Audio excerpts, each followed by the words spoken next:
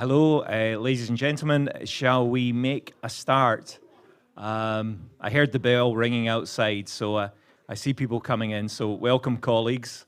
If you could take a seat, preferably quite close to the front, as there's a few less delegates today.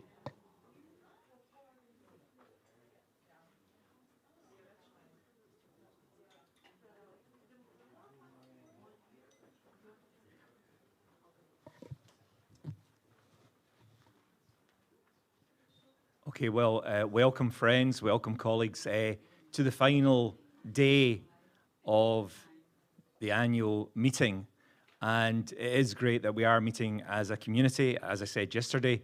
And I thought it was really positive to hear the noise during the lunch, the coffee breaks, and the drinks of last night. You know, there was a genuine buzz of coming together as a community.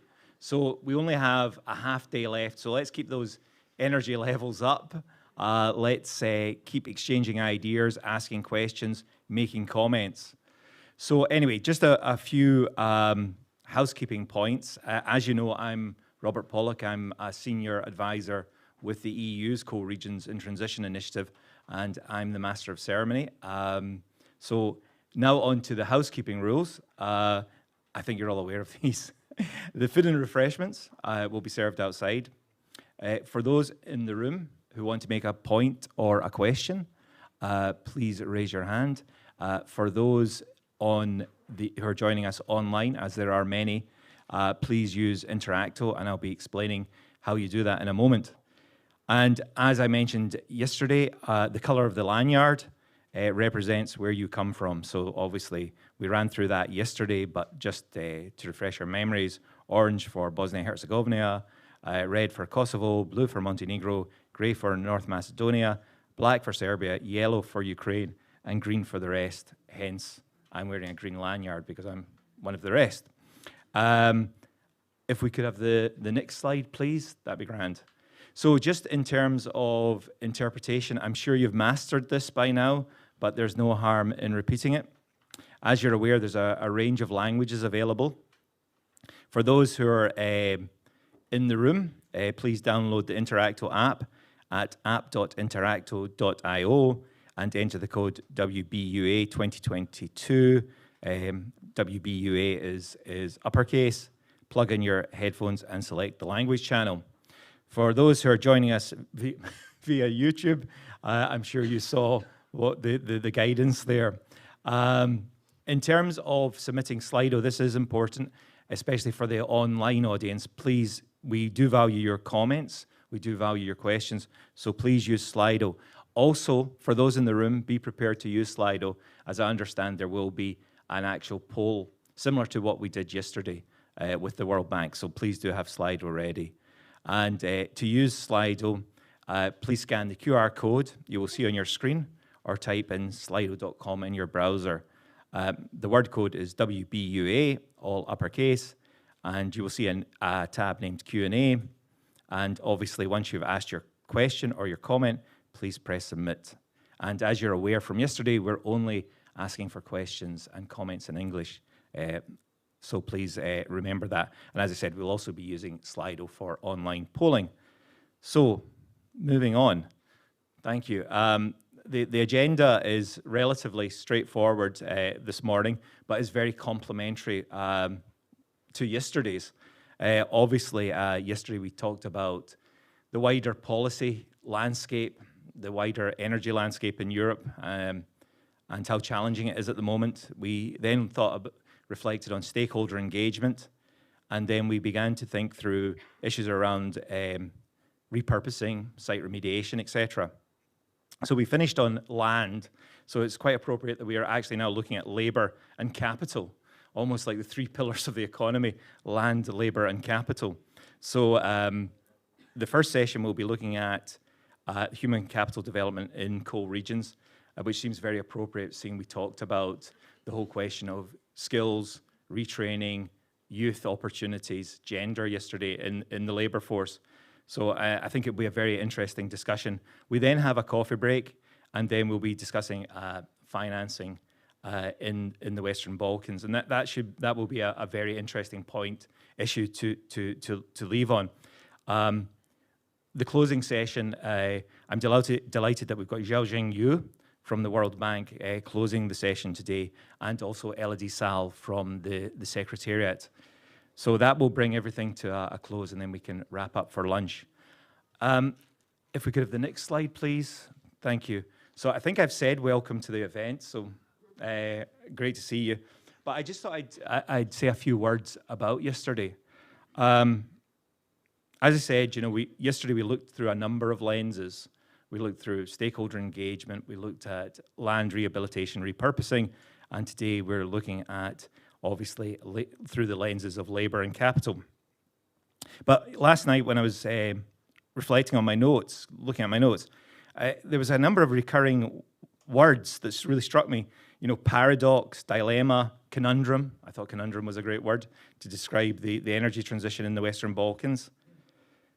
And there were quite other words such as tensions. So I thought there were some very interesting words. But when I was looking at my notes, I took inspiration from Valentina Moskalenko, the last speaker from the Prime Minister's office in the Ukraine. And she said Ukraine has reached a fork in the road on how it reconstructs its energy system. And I think we're all at forks in the road, to be honest. We have the opportunity to choose a green, sustainable, just, decarbonized future, or we can do same old, or a repackaging of same old, same old. And these are choices that fork in the road will determine the longer-term journey. So our short-term decisions will determine our long-term journey. So we can create the green, sustainable, just, decarbonized Western Balkans, and with the dearest aspirations and hopes for the Ukraine as well. But if we don't do these things in the short term, we risk being locked in to same old. So we jeopardize the loss, we jeopardize, or we could even lose net zero ambitions in the short to medium term.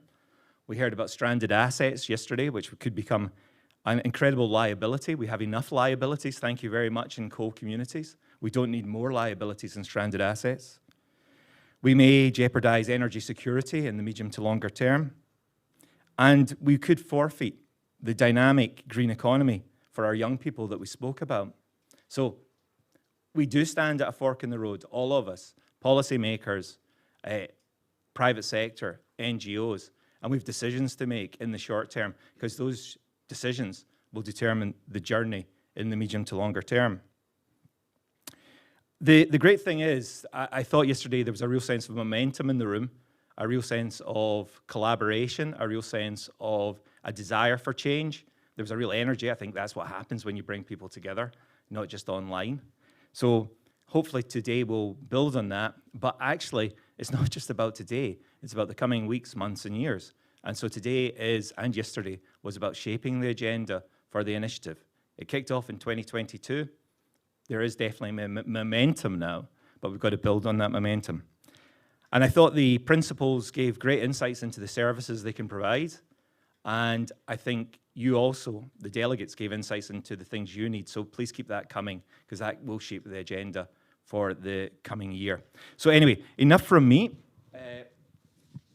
We now move, this is quite tricky, no lectern. Apologies. We now move on to the panel discussion 1 for the morning, which is human capital development in coal regions. And I'm delighted to hand the floor over to the moderator for this session, Biljana Radonić-Kerlinzi, who's the Associate Director for Skills and Employment, Gender and Economic Inclusion at the EBRD. So I couldn't imagine anybody better to moderate this session. So please, you have the stage.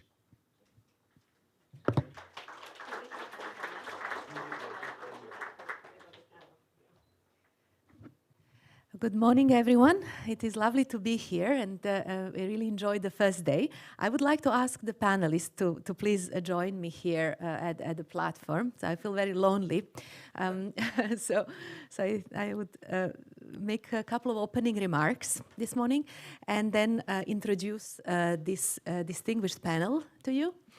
and we will I'll ask them few questions, and I'll ask you to check the temperature in the room, what you think about these issues, and then we can open the floor for discussions. Okay, so it is, I think, clear to all of us that to honor the commitments of the Paris Agreement, we need to rapidly scale up our climate action. The rapid transition to the green economy will lead to new economic opportunities. However, it will also create stranded assets, displace jobs, and threaten livelihoods. We've heard over yesterday that across the Western Balkans and Ukraine, around 138,000 people rely directly on coal mines and thermal power plants for jobs. Another 130,000 work in businesses that support this sector. It is recognizing these and other challenges that this initiative in support of coal regions in transition for Western Balkans and Ukraine was in fact launched. And it is a great privilege for us as EBRD to be part of this unique consortium, which provides the countries in the region decades of experience and tools and financing necessary to accelerate a just transition away from coal. We all know that just transition means that the benefits of the green economy transition are shared, while protecting disadvantaged regions and people from falling behind. This is also the cornerstone of our own EBRD's Just Transition Initiative, which was launched in 2020. EBRD has a rather distinctive approach to just transition that entails working with corporate clients to accelerate the sustainable reconversion of carbon-intensive industries, while also making sure that affected workers are supported in the process of reskilling and redeployment, and that local economies are guided through a greater diversification. While we engage with our corporate clients to advance their human capitals, we also help them tackle their skills and workforce-related needs. We also address critical skills shortages in the labor market and broaden employment and training opportunities for all. We do this by promoting partnerships between the private sector and local education institutions to support the development of new, replicable, and nationally accredited training programs. These partnerships also help us identify emerging green skills and occupations through skills needs forecasting and strengthening of sector skills councils, for example. At policy level, we bring together public and private stakeholders for the development of just transition diagnostics and action plans. We are currently working on this with regional counterparts in North Macedonia and Serbia, and these diagnostics help national authorities plan their exit strategies by assessing the socioeconomic impacts of different green energy transition scenarios, setting out the effects on the local labor markets, as well as by identifying economic diversification opportunities. We believe that EBRD is well placed to provide this support with its launched new EBRD gender and equality of opportunity strategies, which highlight the nexus between our green and inclusive investments as a key priority for us as a bank going forward. Indeed, there will be no sustainable green transition unless it is just and creates opportunities for all. A just transition is the only way to obtain a collective mandate for change. Otherwise, there will be no political, economic, and social buy-in for the difficult changes and challenges that lie ahead. And I won't take a lot more of the time with these words. I would like to start today's panel discussion on how to promote human capital development for just transition. This is the topic that very often gets neglected. So on our panel today, please welcome Camilla Roman, who is a policy specialist in the ILO's Green Jobs program, where she provides technical advice on the just transition towards environmental sustainability. Also with us here is my colleague Margherita Calderone, a principal economist in the skills and employment pillar of the gender and economic inclusion team at the EBRD. With us, we are very pleased to also welcome Andriy Zalivskyy, the mayor of Chervonohrad, a city in Western Ukraine with an important mining industry. And last but not least, please also welcome Jovan, Rajić, the founder and chairman of the board of the Renewables and Environmental Regulatory Institute from Serbia. So these are our speakers, and I will just kick off with a question for my colleague to break the ice, Margherita. Besides the value in accelerating green skills development in the new green jobs, why else do you think is human capital development important in just transition process? In your experience, what are some best practice standards to designing good training and redeployment program? And what are also challenges in this area? Yes, on the why, I think you said it already, but it's important to stress that it's the critical point is to ensure that no one is left behind, and both the affected workers and the affected communities are supported in this process of transition. And this, of course, helps with the political and social buy-in for the supporting the green economy transition. And, but also, it's important to assure that the opportunities that there are in the renewables and in the green energy are shared across all, so that youth are included and women are included, because otherwise, as you were saying, there will be like challenges.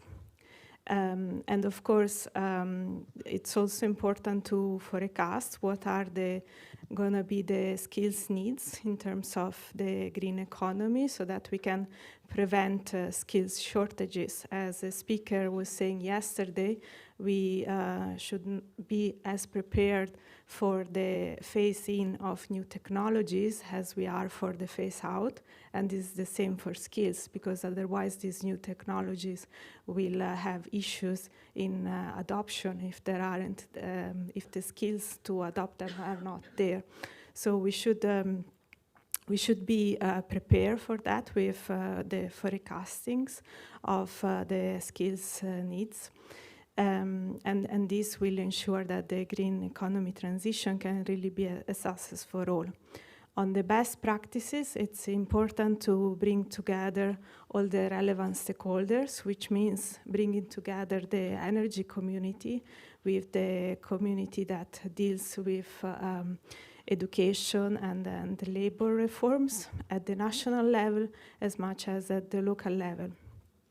And it's also important to bring together the different levels. So think about from the workers directly affected at the companies that are going through a decommissioning, as well as the workers indirectly affected along the supply chains, as well as the broader community and the national level as well, because there needs to be also a strategic planning at the broader level too. And these stakeholders need to be brought together with different engagement methods, as we discussed in depth yesterday.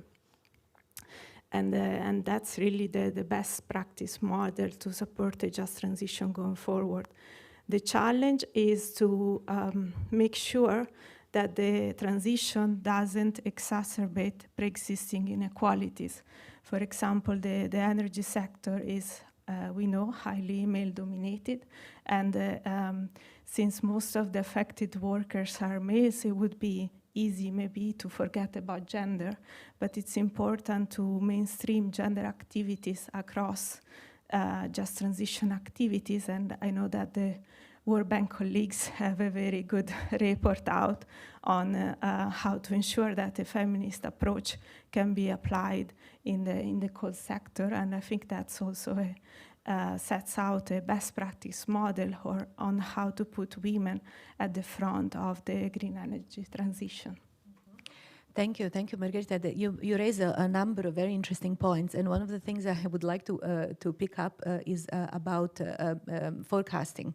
And our colleague Camilla here is an expert in this area. We know that a transition to a net zero might displace a certain job, but ILO studies show that even implementing the Paris Agreement will also create net gain of around 18 million jobs by 2030. To unlock this job potential of greener economy, skills development is obviously one of the key areas for the work of your in ILO Green Jobs program. So in your experience, what are some of the challenges in forecasting and addressing labor market changes and upcoming skills needs? Many thanks for the questions, and I couldn't agree more to the points that you both raised earlier. Skills are an essential enabler not only of the energy transition to meet energy targets, because if they're not addressed properly, they're going to be a bottleneck, but also when it comes to investments and economic diversification, they can be a factor that brings investment in and can realize the job potential, because if you don't have the right skills, those job potential remains a potential. So it doesn't actually translate into real income and opportunities for workers. Forecasting is essential for different reasons. I think it's that this platform is key because it really brings out the diversity of the effects of the transitions across different regions and the fact that the impacts of the transition will be very localized. So understanding the labor market implication of the energy transition in each reality is really essential. And an analysis of the current skills needs, but also future skilled needs, is the first building block of a proper response in terms of skills development. Why? Because we need to understand what the industry requires going forward, what kind of priorities will emerge in terms of economic diversification, in terms of energy transition, but we also need to understand what are the workers' needs, be it in terms of transitioning into new occupations that arise or into the same occupations but in different sectors. And there will be different training requirements depending on these two dynamics and depending on the skills level that we are talking about. If we're talking about low skills or medium skills or higher types of skills, there will be different training requirements. So starting from a close and detailed understanding of skills requirements in the regions is essential, both at the present but also going forward. And that's why anticipating and not just responding is really an essential factor for the success of skilled responses. Because one of the very common challenges that we see that is related to this lack of skill anticipations and assessment is a lack of relevance of the skills that are provided when compared to industry and private sector needs. So if there is this disconnect, you're not gonna place those workers in those jobs. You're not gonna match skills demands and skills supplies. And this is also linked to policy coherence. And that's why, again, skills anticipation is so important. You often have a disconnect between energy policies, climate policies, economic diversification policies, and skills policies. If we look at energy policies, it's very rare that they actually make reference to skills needs. And vice versa. You have skills responses that are a bit locked into the past, that are not really at what kind of strategies the regions and countries are taking on board going forward. What are the investments that the economy is going to focus on? What are the new industries that are coming in? And what kind of occupations will be required? That's why forecasting is really an essential piece of the puzzle. And in that regard, engaging with different stakeholders, be it from workers' organization, industries, and local vocational and higher education institution is really key, because it's also an essential ingredient in getting on board their insights on what the actual skills at the workplace, at the firm level are. Thank you so much, Camilla. You really paint a good picture of interconnectedness in this area. I will now go over to Andriy as a decision maker, as the mayor of a city with an important mining industry. Could you tell us a bit more about the challenges you are facing in bringing forward a just transition? Дякую за запрошення. Я буду говорити українською мовою. Насамперед, коли мене було обрано міським головою 7 років тому, я зіткнувся з першим викликом – це несприйняття змін з боку шахтарів, які при розмові говорили, що без шахт міста Червоноград існувати не буде. Хоча вже на той момент внесок чи вклад шахтарів в бюджет міста становив лише 1/3. І це був перший виклик, перший супротив того, що потрібно щось робити. Як казав Стів Джобс, ми тут для того, щоб цей світ робити кращим. Інакше, навіщо ми тут? І, звичайно, що самотужки це робити би було дуже складно. Союзником виступив німецький фонд ГІС від уряду Німеччини, який відібрав наше місто в проєкт «Структурні перетворення шахтарських територій в Україні». І ми маємо змогу зараз реалізувати проєкт Just Transition. Відповідно, це є підмога європейських партнерів, і це вже стало легше. Під час дискусій я зрозумів для себе, що наступним викликом є те, що іноземні або європейські інвестори не хочуть йти в Україну. Кажуть, у вас війна. І ми вирішили на даному етапі зробити вибір на рахунок внутрішнього інвестора. Станом на сьогодні, навіть в цьому році, коли триває війна, активна фаза, широкомасштабне вторгнення, ми відкрили величезний торговий центр, в який інвестор вклав 20 мільйонів євро. Ще 10 вклали орендарі. Тобто інвестиція 30 мільйонів. Для нашого міста це дуже багато. В перспективу повірили будівельники, які викупили 6 ділянок під будівництво майбутніх будинків. А це означає, що є майбутнє місто. Інші торгові мережі почали теж заходити. Перші поверхи будинків люди, які вивільнялися з шахт або мали капітал, почали перетворювати під невеличкі крамнички, під кофейні, інші заклади громадського харчування. І таким чином розвивається дрібний і середній бізнес. І стає все більш цікавіше вкладати у наше місто. Тобто акцент ми робимо зараз на тому, щоб людям було комфортніше жити. Оскільки зручність, комфорт, наявність великої кількості послуг не потребує тепер кожна людина їхати в обласний центр, в столицю, тому що вона має ці послуги тут. Ще один виклик – це демографічний, зменшення кількості населення, виїзд молоді. І ми почали робити відкриті простори публічні для фрілансерів, для молоді, щоб вони лишалися. І зараз частина молоді почала вертатися. Тобто, якщо ми створюємо комфортні умови для них, для проживання, для їхнього побуту, для їхнього дозвілля і даємо їм можливість розвиватися, вони будуть креативити і продукувати нові ідеї. Станом на сьогодні найскладніший виклик – це блекаут. Наприклад, сьогодні вранці у нас знову не було 6 годин світла. Зокрема, мої діти не пішли знову до школи. І дуже важко зараз щось прогнозувати, як буде далі. Але коли є тривоги, і в нас є робочі групи по проєкту Just Transition, ми спускаємося в підвал, включаємо ліхтарі і продовжуємо роботу. Тому що хто, як не ми, і хто шукає, той знаходить. Дякую. Thank you, Andriy.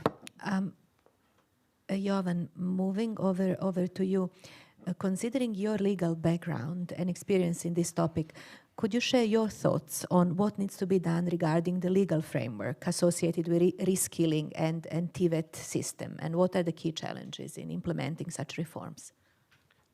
Good morning, everybody, and thank you, Biljana and EBRD, for having me on this panel. So before going to legal aspect and education and working issues, I would have to emphasize two preconditions and two pillars that will eventually need to be fulfilled in order to bring us to transition, to start it or to accelerate it, depending how you see where are we at the moment. So necessary precondition number one is definitely political will and the decision made by the decision makers that we will go down that road. So there is no more room for excuses of the type, yes, we need the transition, but there is a problem, we're coal region, no but.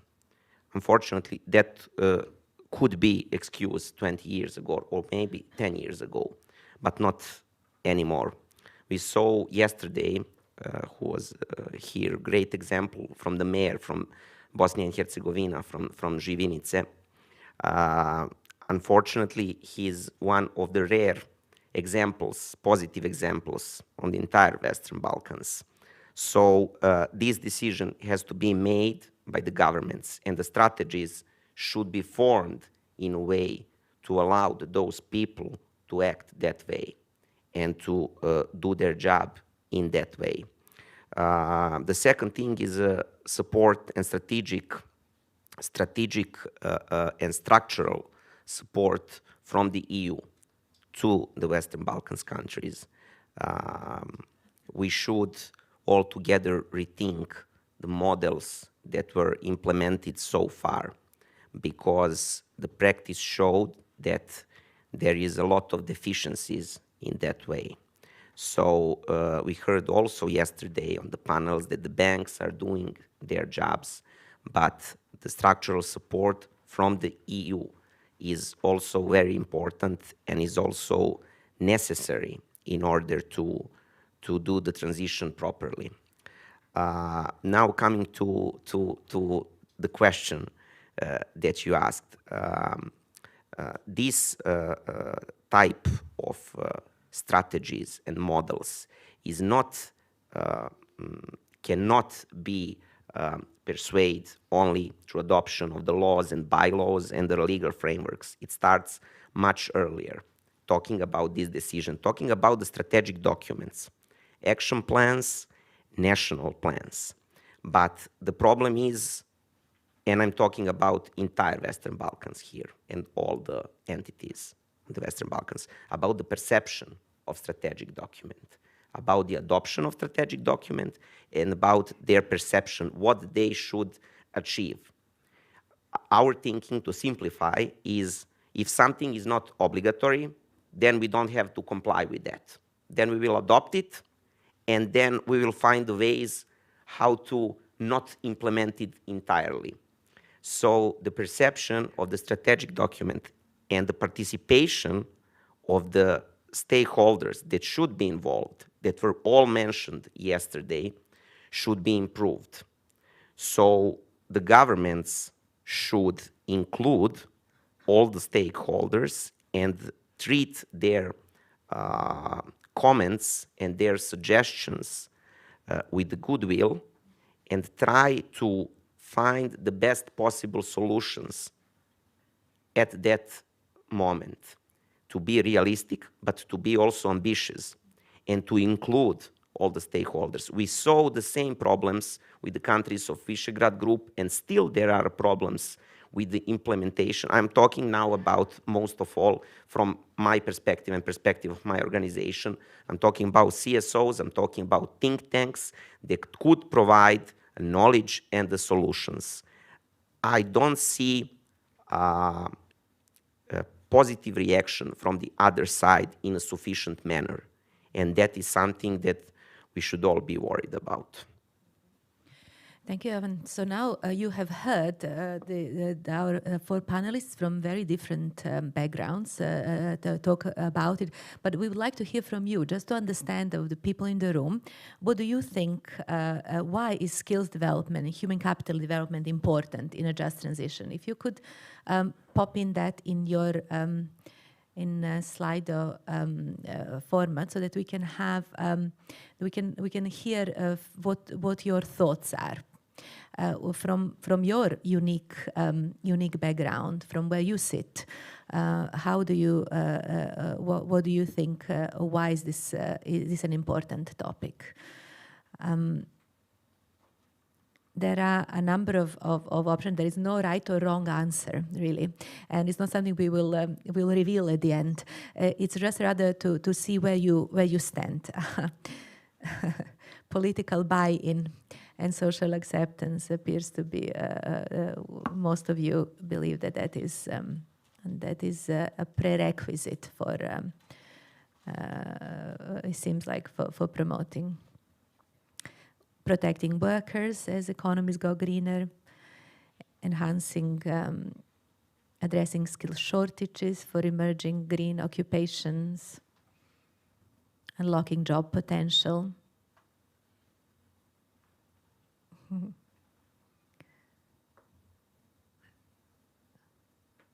Okay, well, I think we've got quite a diverse audience, it seems, so the priorities are changing, but it gives you an idea that all of us have different starting points and different we give different topics more importance than others. Thank you very much. I would like to have another round of questions with our panelists before we open up for you again.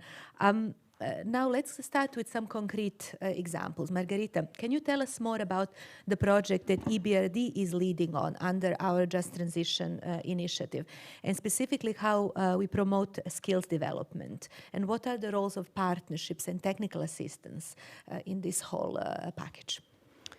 Yes, I think the best example is again North Macedonia.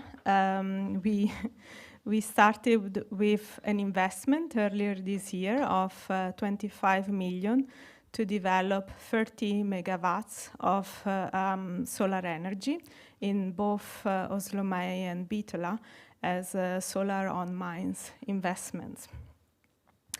Through these investments, we also developed a comprehensive package of technical assistance that started at the national level together with the EU delegation in North Macedonia.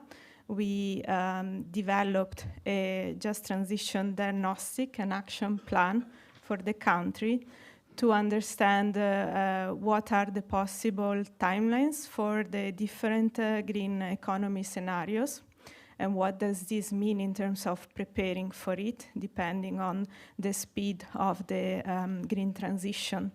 What does this mean for the labor market, for anticipating the changes that this will bring on the labor market? And what does this mean for the regional diversification of the coal regions in both Oslomai and Bitola? And this also went together with an action plan to develop recommendations at the national level on how to go about the implementation of these activities.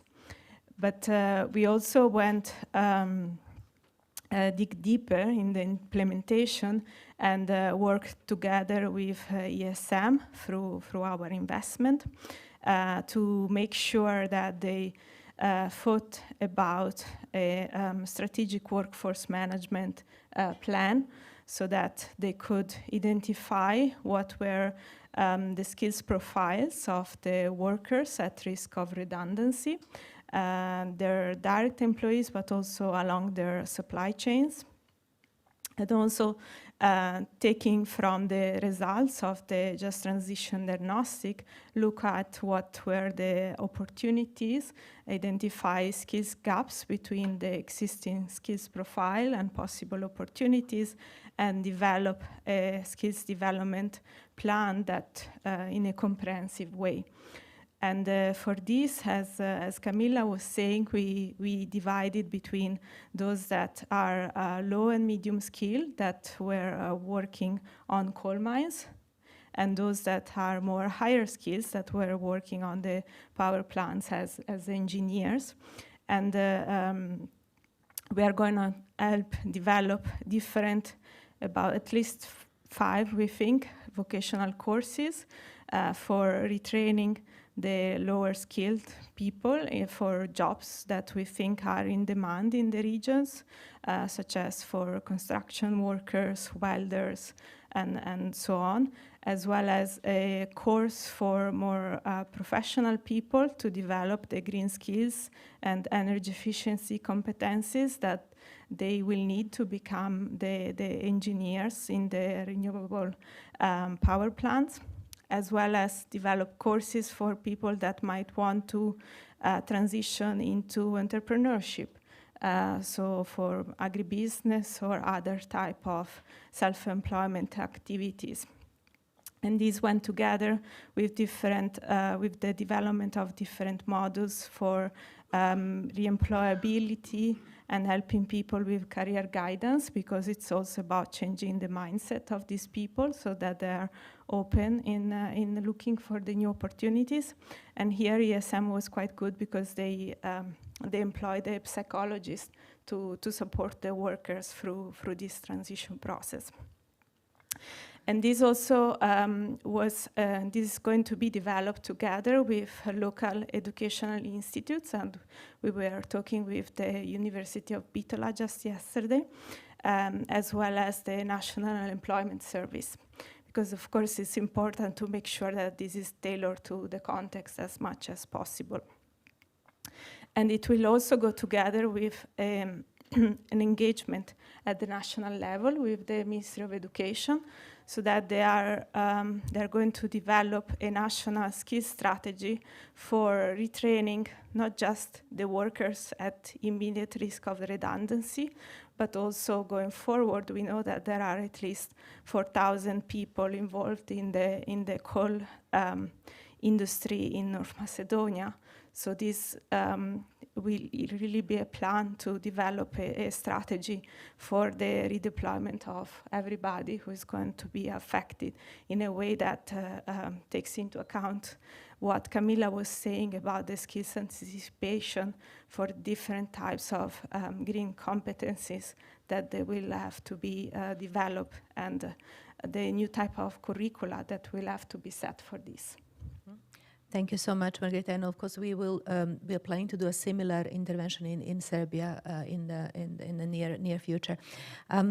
Camilla, what are some of the priorities of the ILO in regards to reform of labor and skills development policies and education system? And can you give us some examples, some insights about how ILO has collaborated with the different stakeholders to include this reform? Yeah, no, thank you very much. And again, building on what Margherita and Jovan were saying earlier, I think it's really key to keep the broader picture in mind. Sometimes, if I can be honest, skills are used as a quick fix for transition in coal regions. That's not going to work, and it's an empty promise, and I think it could backfire. So if they're not part of broader strategies of economic diversification, of a growth of a green economy, they're not going to be the solutions, and we're going to train workers for jobs that are not there. So I think it's important that this is one pillar among the various pillars of a just transition in coal region. So going back to the point that were raised earlier, like the way we work on skills is situating skills into broader strategies that are plans for a just transition in the case of coal regions, but also at the national level, looking at industrial strategy or macroeconomic strategies so that there is a good fit between skill responses and the broader development priorities of a country or of a core region.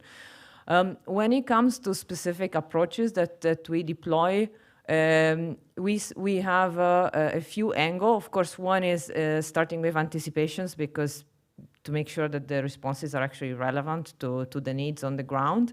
And we've got a guide, for instance, on anticipating skills for green jobs that we usually deploy and build capacities of local institutions. So it's not just us, ILO, doing the skill anticipations, but it's something that is taken on board by countries and national counterparts. The second area is a sectoral approach. We know that certain sectors will be hotspots for transition dynamics. This means sectors that are negatively impacted by the transitions and emerging sectors that are expected to grow. So really taking a sectoral perspective will be key. And what we see is that sectoral councils that I think you were referring earlier can be a very good vehicle to really have a very specific lens of the skill needs and skills responses that are really at the core of the transition dynamics. The third element of our approach is really working on greening TVET, so greening technical and vocational training and education in general.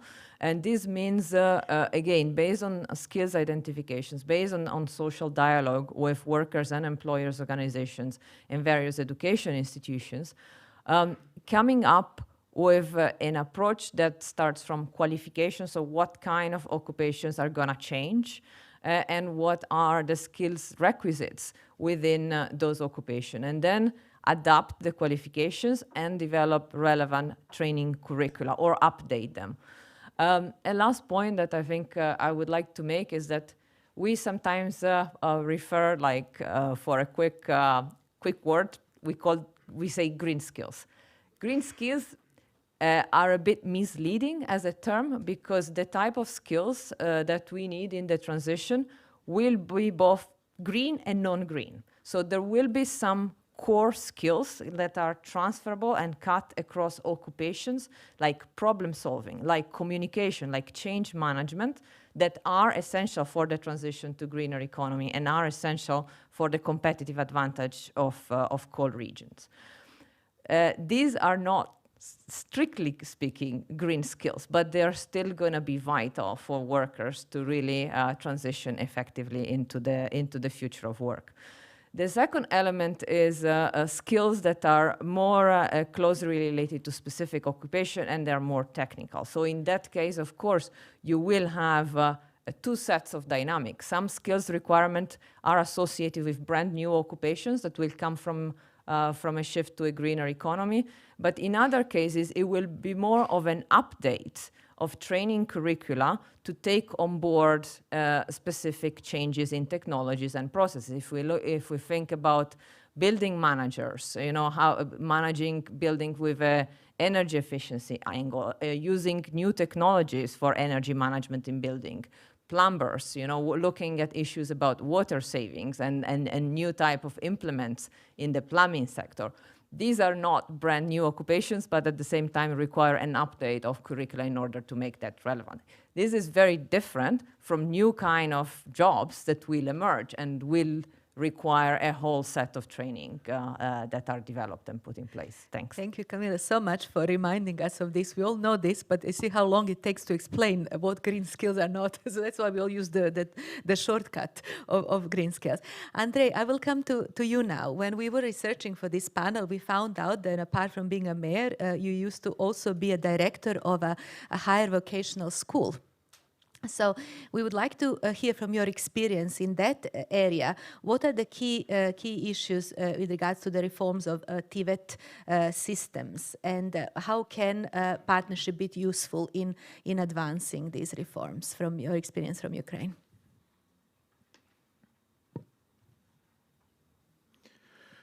Станом на сьогодні у нас є досягнуто домовленість між Департаментом освіти області, Департаментом економіки області щодо повністю реформування системи професійно-технічної освіти і також перекваліфікації майбутніх вивільних працівників.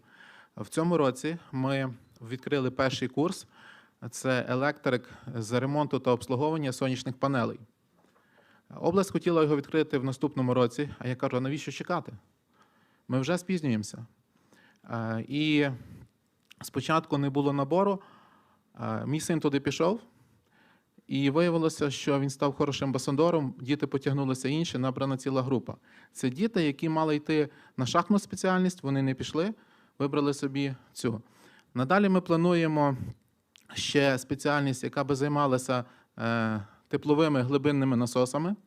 І таким чином, щоб все більше популяризувати саме зелені професії, як вже було сказано. Але ми розуміємо, що інші професії потрібно теж, щоб були. Наприклад, це швеї.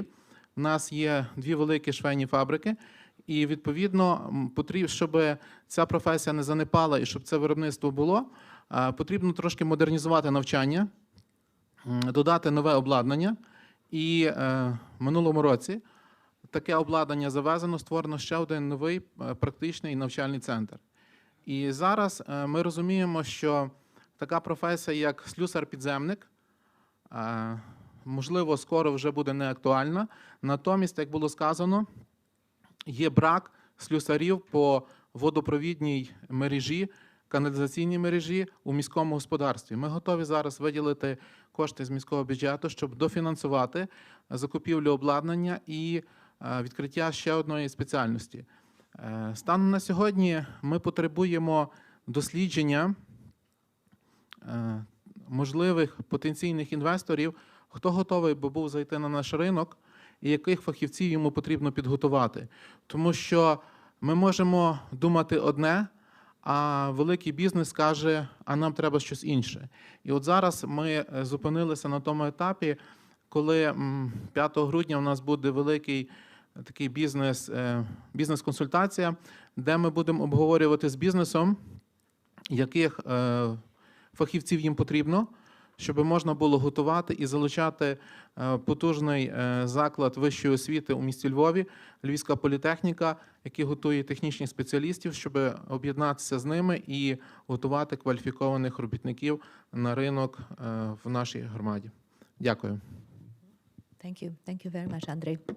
And Jovan, coming to you at the end, we all know how important civil society organizations, NGO, think tanks in particular, are in this area. So could you tell us a little bit more about what your institute, Renewables and Environmental Regulatory Institute, is doing to promote just transition?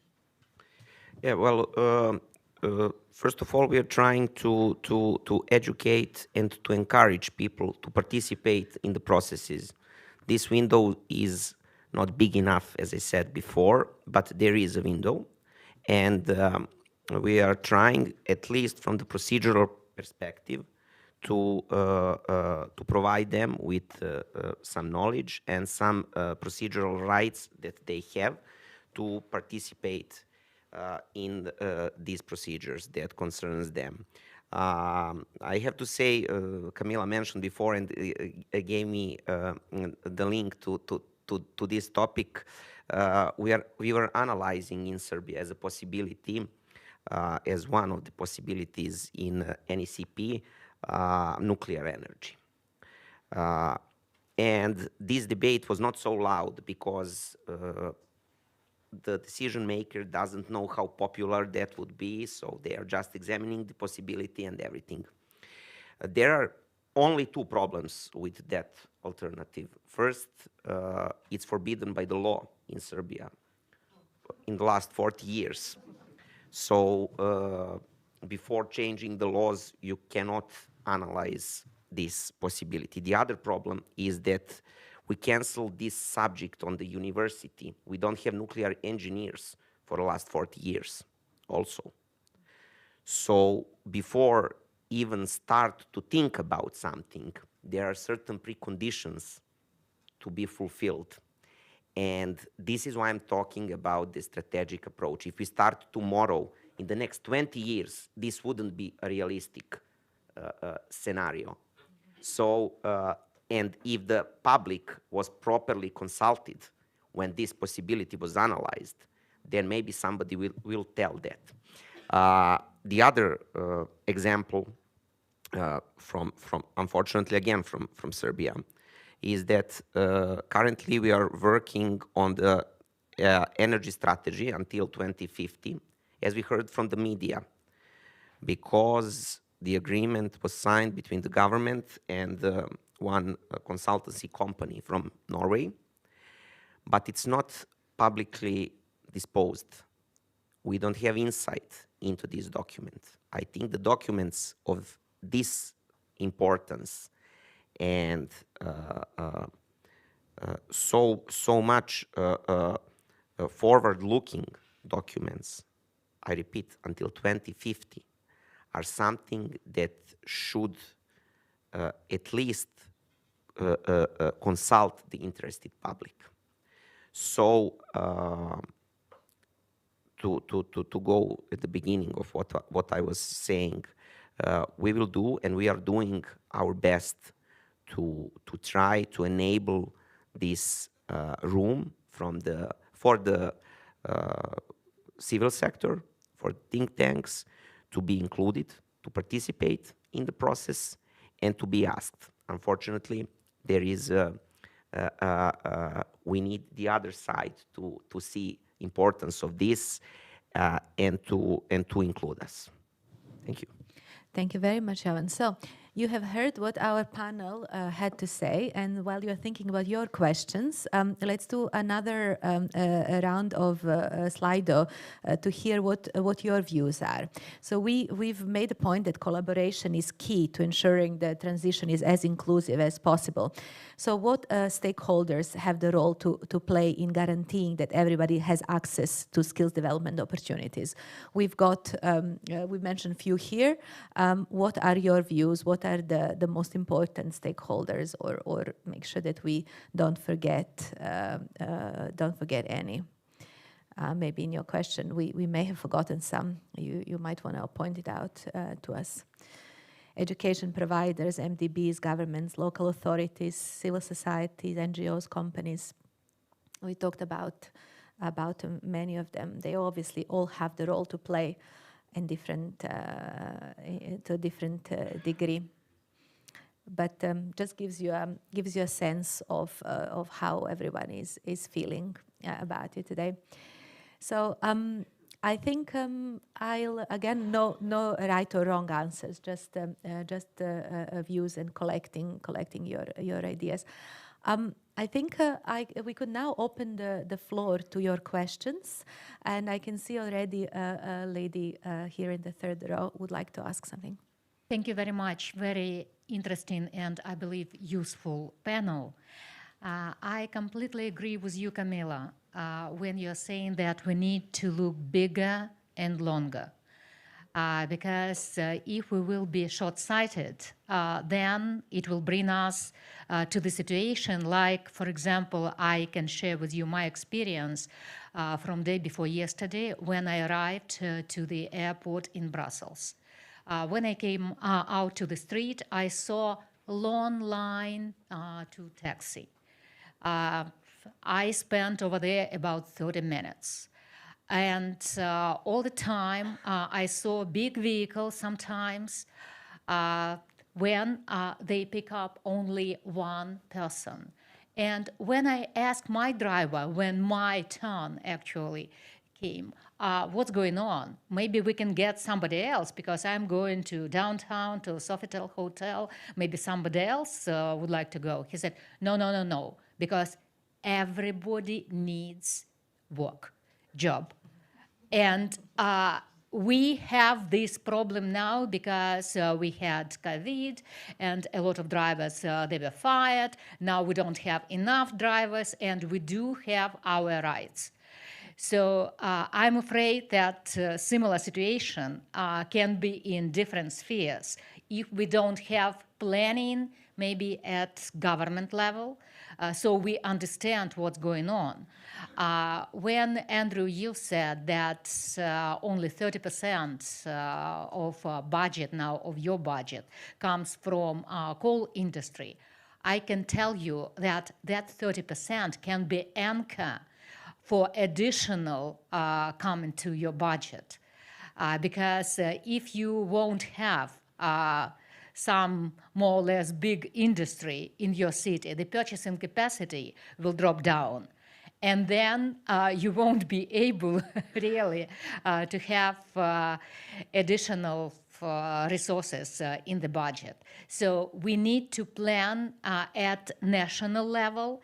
We need to strategize, and I completely agree with the panelists who said that sometimes we are doing those strategies at national level. Just, for example, in Ukraine, the same thing. Minister of Energy, now they are writing energy strategy till 2050 with McKinsey company, but nobody knows about that. So that's the issue. Even though we need first to see the strategy, how the country will move forward, we need also to participation of stakeholders who will be somehow, we anticipate that they will participate in this movement. Thank you. And again, all together, including, by the way, sometimes Minister of Education as well, because they need also to understand how to proceed in the future. Thank you. Thank you very much. This was a very insightful intervention which touched upon a number of issues that could be unpacked in a long time. Is there any other questions from the audience? Oh, yes, a lady. Thank you. Nevena Smilovska, Bankwatch. Everyone is worried about the workers themselves. It's present in all coal regions, not only in the Western Balkans. However, some of the vulnerable groups in the coal regions are the workers' wives and also their children, because these groups are tied to this region due to, of course, one of their family members being employed in the power plant. So I wonder what is being done for these specific groups. I know there are plans for youth and plans for women, but I'm asking about specifically the groups that are tied to the region because of their family circumstances. The question is to everyone.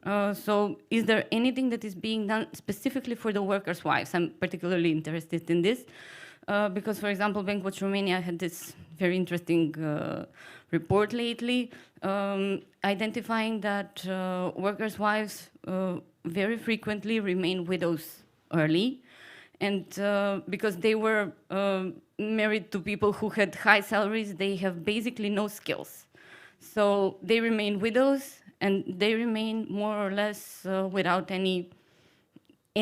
So it is very important to address this. What is being done about this issue? Thank you. Thank you very much for your question. Shall we have another question, and then we can go back to the panel? Thanks. Thanks. Hi, Justine from the World Bank. I think my point builds quite nicely on Nevena's. So I was glad to hear gender was brought up on this panel because it's not something we've talked too much about at this meeting. And I wanted to highlight one of the findings that I didn't get to highlight in the perception survey yesterday. So one of the questions that respondents were asked is whether they believe that men and women will be affected differently by the transition. And quite strikingly, it was a very low number that thought they would be affected differently, just over 30%, which stands in contrast to the findings of our report that Margherita kindly referenced about a feminist perspective on the coal transition. And this report finds that men and women are, in fact, differently impacted, and that women bear a greater share of these impacts. And this is for a number of reasons, including that women are more often employed in the informal sector, and that there are kind of gender-blind policies and processes. So I just wanted to highlight this forthcoming research of the World Bank, and also to ask the panelists if you've seen any good practices in your work of gender-sensitive planning, especially around skills development and training for women. Thanks. Thank you very much. So those two questions are rather similar. So I would like to ask the panel to reflect upon either of them or both of them, depending on how they feel. So maybe I start with you, Andriy. would you like to reflect on this from your perspective from Ukraine? Have you looked into the ways of vulnerable groups in particular are affected, and what measures have been taken towards either wives of minors or other women or other vulnerable groups in the communities that would be affected by transition?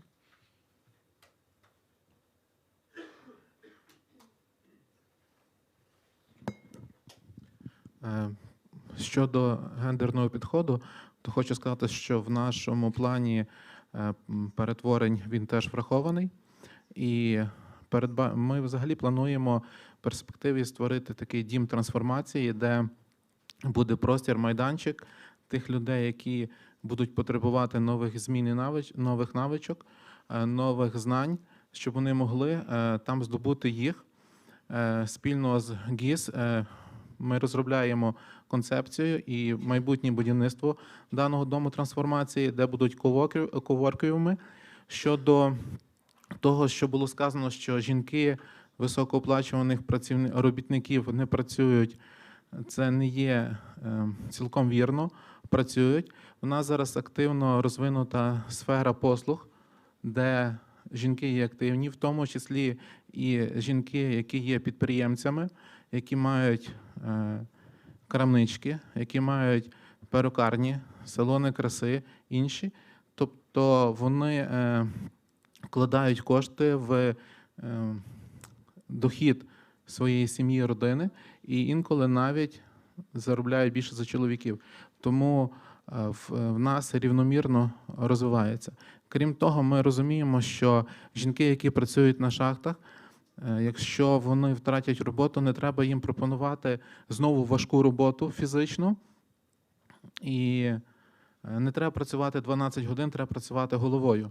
Тому, відповідно, ми плануємо саме такі зайнятості для жінок. Дякую.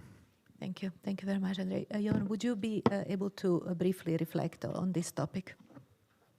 Yeah, I would tell you what the strategy is if I had the chance to see the strategy. As I told you, it's forbidden for public, so I cannot tell you what is the official position.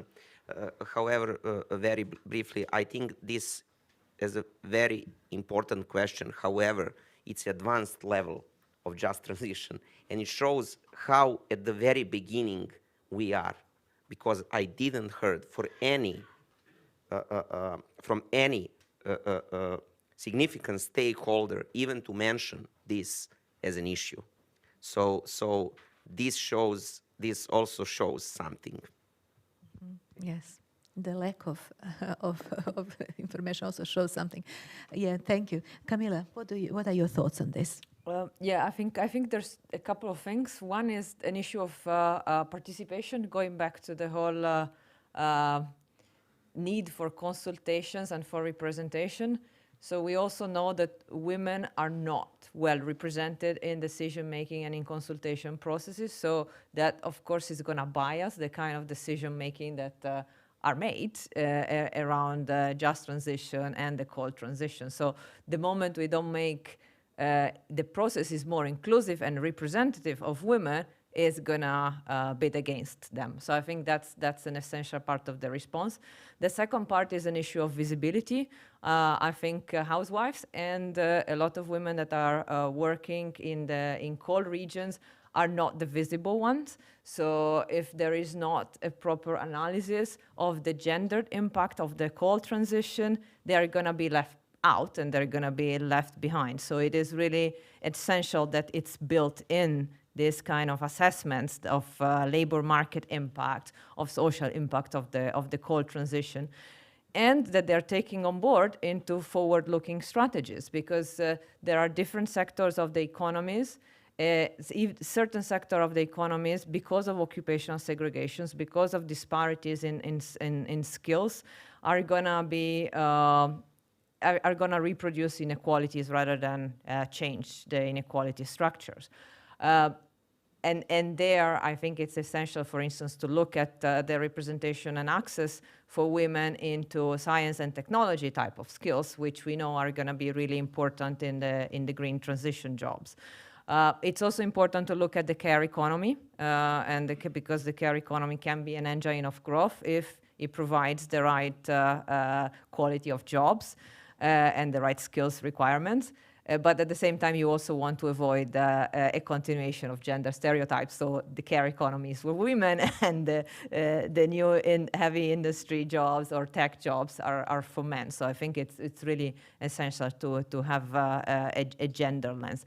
And maybe a final point on the fact that we talk a lot about mainstreaming. I think gender mainstreaming done in the right way is essential. So it's about embedding gender in whatever we do in the context of the coal transition. But at the same time, it's also important to have targeted programs. And I'm thinking of the questions around the wives of coal miners. I mean, there you wouldn't need specific interventions if these are women that never worked in their lives. So you need counseling, you need career advice, you need placements, internships, as well as skills development to find a good fit, because you're not going to fix it over a 1-year vocational program on entrepreneurship, for example, right? Indeed, activation is a big issue. Margherita, I would ask you to briefly just touch upon how at the EBRD we approach these issues. Yes, so in the strategic workforce management plan for ESM that I mentioned before, for example, we also include the development for the company of a gender action plan, where they can think about the different ways in which they can promote gender equality and try to prioritize the actions that would make sense for ESM to support.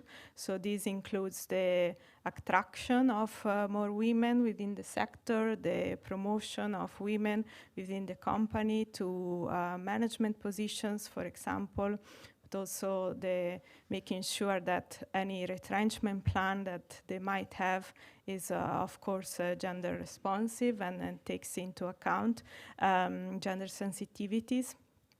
And also all the training programs that we are going to develop will have a gender lens. So even though we know that most of the affected workers are men, this doesn't mean that these training programs should be designed only for these men. They should be designed for taking into account all the people affected directly and indirectly, which might include the wives of the workers at TSM that are at risk of redundancy. So all the training programs will have curricula that are designed to be gender responsive, making sure that, for example, there are no stereotypes in the way in which certain professions might be pictured, and this can be attractive for women as well. The same for the career guidance services that I was mentioning. They should be designed in a way that are accessible to the women as well. And at the planning level, we also try to ensure that there is a gender lens in the Just Transition Diagnostic and Action Plan for North Macedonia, for example. There is a section on the care economy, in terms of the employment opportunities that it can offer, but also the fact that they can provide early childhood services that can free up women from taking up other type of employment opportunities. Thank you, Margherita. I think we're a little bit over time, so I would just like to thank all my panelists and also all the audience. Online, yes. So could we just borrow the microphone?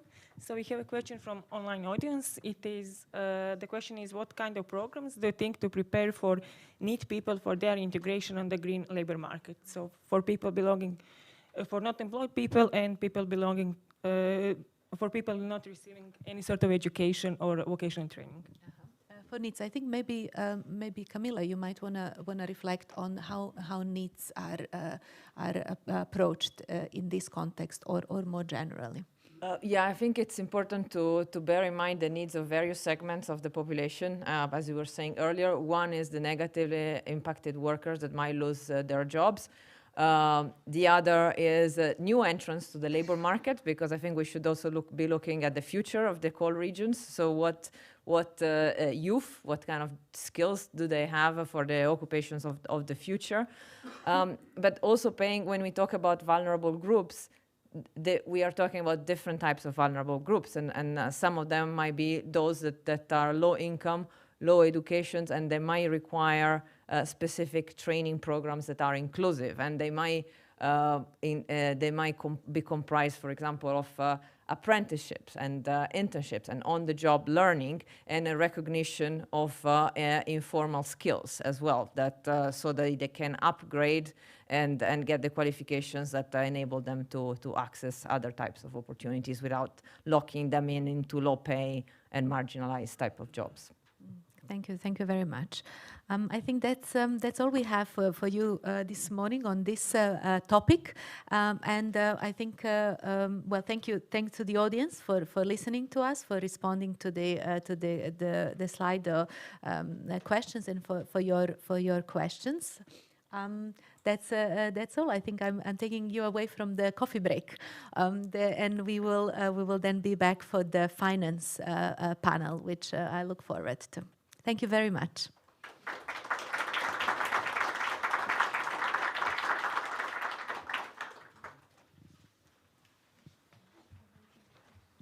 Okay, welcome to our last panel discussion of the annual meeting. So I think we've got a very interesting discussion ahead of us in regard to financing just transition in the Western Balkans and Ukraine. And we have pulled together a very good panel for you this morning. But I'm delighted to say that the panel will be moderated by Margherita of the European Investment Bank. Apologies. Margherita has been a loan officer in the Western Balkans division of the European Investment Bank for 6 years. During her experience at the EIB, she worked on lending, blending, and on technical assistance operations. Besides her experience in the financial sector, she has worked as an economic researcher in the academic sector. She got her PhD in economic geography from the University College of London in 2019, and since then she gained some teaching experience in the School of Slavonic and East European Studies in London. So I'll hand the floor over to you, Margherita, and there's the mic.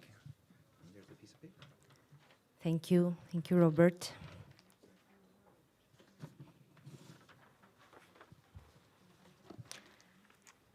Good morning and welcome. In this session, we will discuss about financing just transition and the respective challenges that we face in the region. My name is Margherita Petrakou, and I'm working as a loan officer at the EIB in the Western Balkans division, focusing on lending operations as well as blending activities. I will be moderating this session, but before I proceed with presenting the speakers, allow me to make a quick introduction about the context of today's discussion and the expected key takeaways. So based on yesterday's and today's discussion, it is becoming increasingly clear that deploying additional financial resources from the IFIs, the European Commission, and other donors is key for ensuring an economic transition to decarbonization that is fair for all. For the IFIs and MDBs involved in financing just transition, this means that we need to take advantage of all the options and products available to support the beneficiary countries in implementing just transition. These mechanisms vary from lending, blending, which is the combination of loans and investment grants combined, and advisory, to more complex financial products such as the EFSD Plus guarantees and risk-sharing instruments aiming at involving the private sector and leveraging public sector financing. It goes without saying that these mechanisms need to be coupled with advisory support, capacity building, project preparation, and project implementation in order to ensure a sustainable economic transition. In other words, funding should go hand in hand with project preparation to make sure that a project is bankable and in line with Paris Alignment Agreement, as well as relying on the country's national energy and climate strategy. In this context, we will hear from the speakers about the procedure of securing financing, the project appraisal process, as well as the eligibility criteria for financing. In addition, we will discuss examples of projects in the Western Balkan region and Ukraine, as well as the challenges and risks that are associated with financing just transition and what could be the next steps. And I conclude by stressing the importance of collaboration and of developing synergies among the IFIs and other financial actors, while always keeping an open dialogue with CSOs in order to exchange ideas and best practices. And now I will introduce you the panel speakers. So on my left is Paul Hickey, who is a colleague at the EIB, Urban and Regional Development Specialist based in the Belgrade office. Paul acts in his capacity as a project economist, and he provides advice on project preparation and implementation. He coordinates technical assistance and carries out due diligence assessments and project monitoring across the Western Balkans. Stefan Kostovski is a regional banker at the EBRD. He joined the energy team of the EBRD in 2016. He is involved in deal origination and structuring in the Western Balkan region and has been project manager and new private and sovereign renewable energy sources investments. Much of his effort is dedicated to policy work with energy institutions and regulators, and also promoting and facilitating financial support for green transition in the Western Balkan region. Sorry. Then we have Hoa-Binh Adjemian, I hope I pronounced it correctly, from DG NEAR. He is the deputy head of the thematic unit, an economy that works for people, green, digital, and connected. He was previously head of sector of economic development and digital Eastern Partnership countries and head of cooperation for the EU delegation to Armenia, head of infrastructure section in Benin.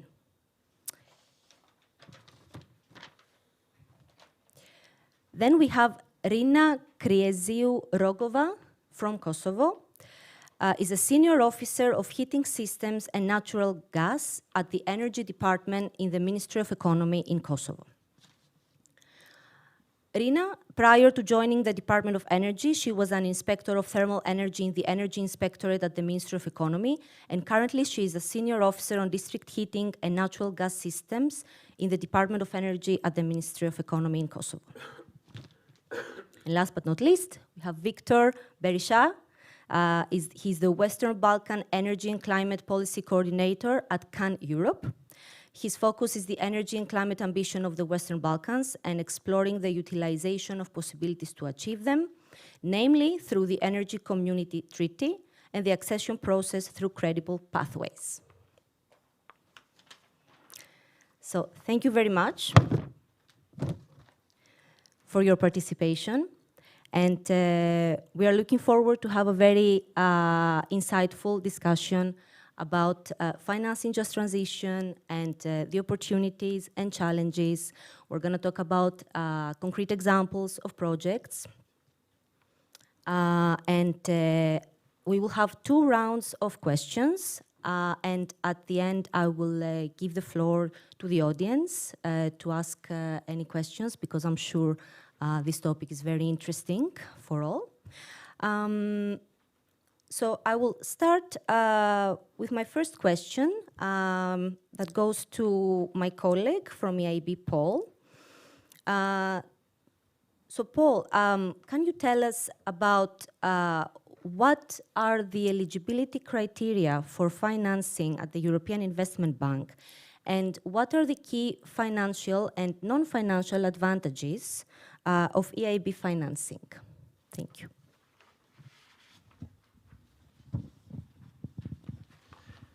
Thanks, Margherita. So 2 questions that you posed, eligibilities of the bank regarding the energy sector. First off, as a general statement, the bank is clearly focused on facilitating and supporting the decarbonisation of energy generation. and then to make sure that after that the energy systems are reliable and efficient, and that that it ensures a affordable and modern supply of energy for as many people as possible, so make it as accessible as possible. So we, in terms of eligibilities, in terms of how EIB looks at the sector, we look at it across 4 themes. One being decarbonization of the energy production. The second being the infrastructure, the enabling infrastructure that allows that energy to flow. Energy efficiency being the third one, and the final one being innovation and development of new technologies. So regarding decarbonization of energy production, obviously the solar wind farms and the solar farms and the wind farms are obviously eligible. Apart from that, we also can finance combined heat plants. We can also finance heating through renewable sources. We also can support the production of, say, low carbon gas sources, and also we look at increasingly critical raw materials that are required for renewable technologies. Then when you look at the enabling infrastructure, we obviously can support investments in transmission and distribution infrastructure, as long as it's not linked to coal and lignite plants, obviously. And then also in terms of, say, the gas distribution, we can help out with gas networks that are allowing the flow of low carbon gas sources. And that within that, we can finance, say, networks that are new for that, or adaptation of existing networks. And then so we have a lot of capabilities there, and also in terms of dealing with, say, the rate of consumption, smart metering to help reduce the volume of gas consumption, and then also district heating systems. So those are the kind of realms in which we operate in terms of gas, or in terms of enabling infrastructure for both gas and for obviously the renewable energy sources. But in general, we are as a kind of an overall priority, we are looking at trying to ensure that the grids, national grids, can integrate renewable sources of energy, and that's a sort of an overarching goal of our activities in that part. And then energy efficiency, I mean, it's not as pertinent to this panel or this initiative, this platform, but briefly, we do support renovation of buildings. We try to support promoters where they're building new buildings, and to make sure that they reach high energy performance standards. And also we support investors like SMEs and the corporate sector, where they are considering, contemplating energy efficiency investments. And then finally, in terms of innovation and technological development, we can support governments or corporate sector to develop pilot projects, demonstration projects that can show the new future. Or we can even go to the extent of helping commercialize, scaling up, say, commercialized production of new technologies. Yeah. So that's more or less the kind of overview of our energy, of our eligibilities in the energy sector. A little bit beyond that, I mean, obviously there's a side to this whole story which is to do with regional development, socioeconomic transition. EIB is well versed and well experienced, particularly within the EU, in terms of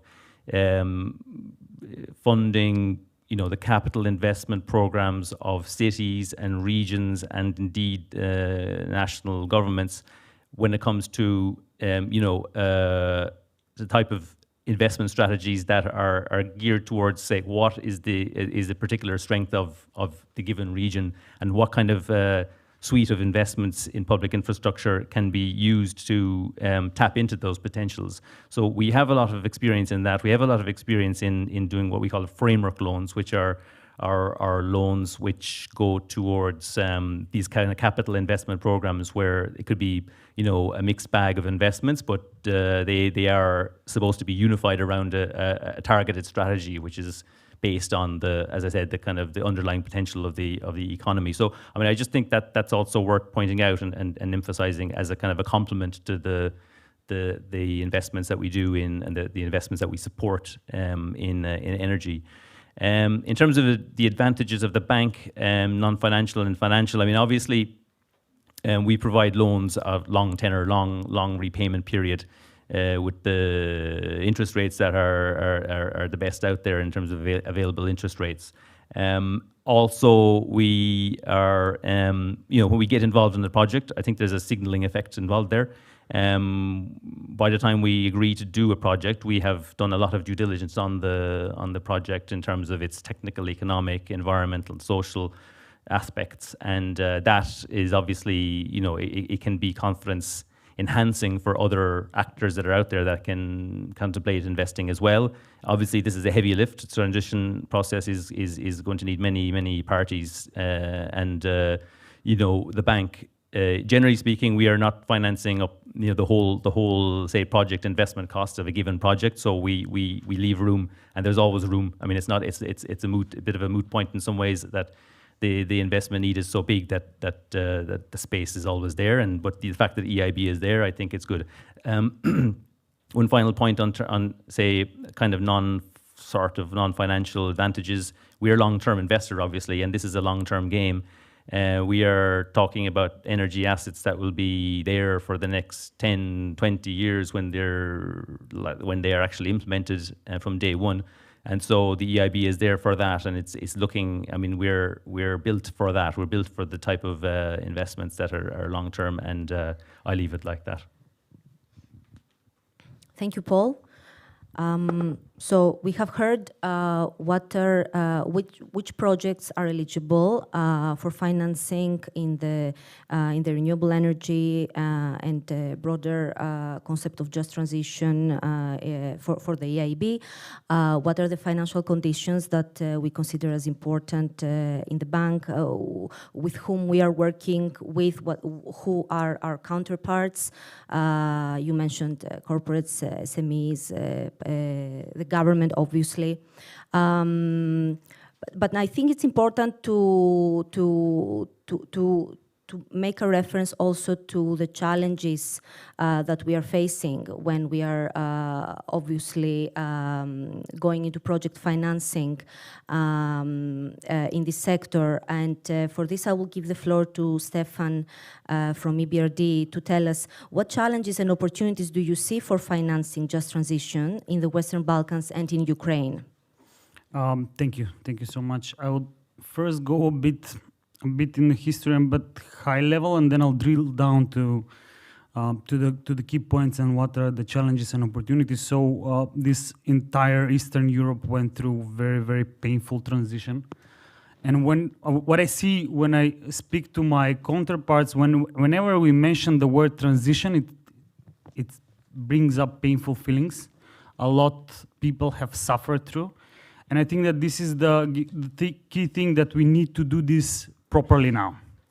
To do that, I think that all of these countries need to have the strategic documents properly done, aligned, to have a just transition diagnostic, just transition action plan, where we start, and then strong commitments from the politicians. That I think it's first priority, and this was mentioned by so many speakers during these 2 days, but we keep repeating, and that's important because we see that this is one of the starting points. So imagine, for example, a private business going to a commercial bank and changes the business plan every week. This doesn't work. So we need to have proper dates and commitment on those dates. It is very important to finance anything and make sure that this is successful. Then drilling down to what we see as, for example, a single coal region that needs to go through this just transition process are different types of demand. So I don't think that there is a one fit option financing solution for all of it, because there are many of them. All of them are different, have different cash flow parameters.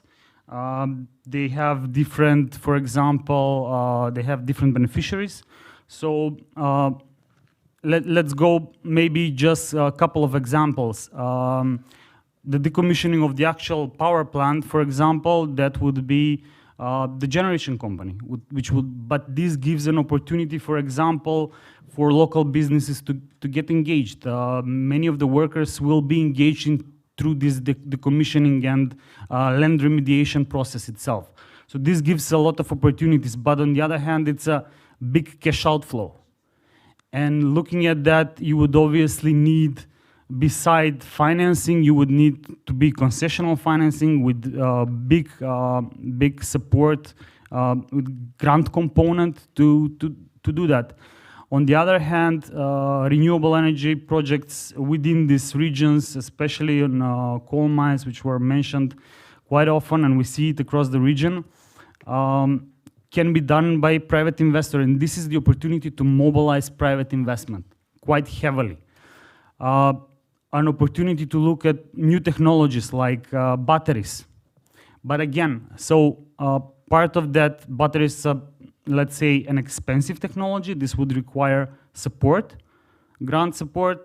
Private investment in renewable energy can benefit quite nicely from some guarantee facility for the offtake. That's important. So as you see, there are very different types of investments which all come into play. So as well, you need substations to accommodate all of this, and the WBF has proven to fit very nicely into this type of projects. We are working with them on few projects on interconnections, but also now on new projects which should accommodate new renewable energy in the countries of Western Balkans, especially.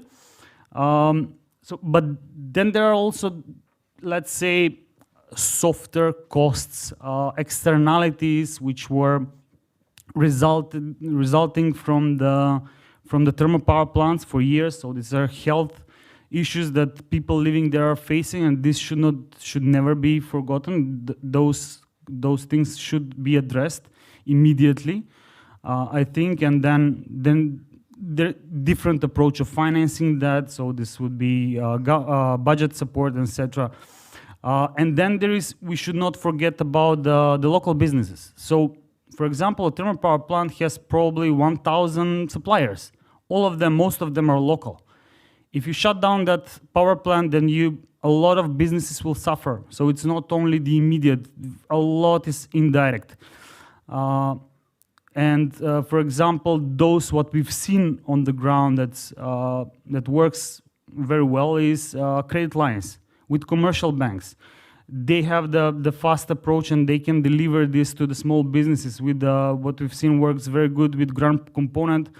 If a business is connected to the coal regions, or if it's led by women, so to add the gender component, which is very important. It's a youth component, is very important, what was mentioned yesterday. So those can be designed in order to fit and support all of this, the communities here and the businesses. So the growth of these small businesses can absorb a lot of the workers from these regions.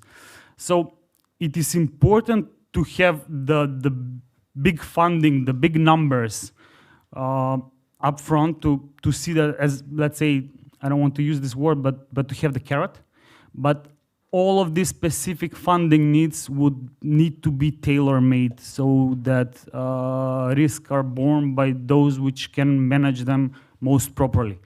So, and that's where the IFIs come into play to design this, and we've already started looking at those aspects. I already have some projects, especially in the renewable energy part and the hard CapEx part, looking into that. So I think that it is huge opportunity to engage the private sector. That's one. The challenge is, one of the key challenges, having looked at, for example, the neighboring Greece, what is the total amount of funding required to go through that, there will be a lot of concessional funding, guarantees, grant funding required to do this properly in each of the countries.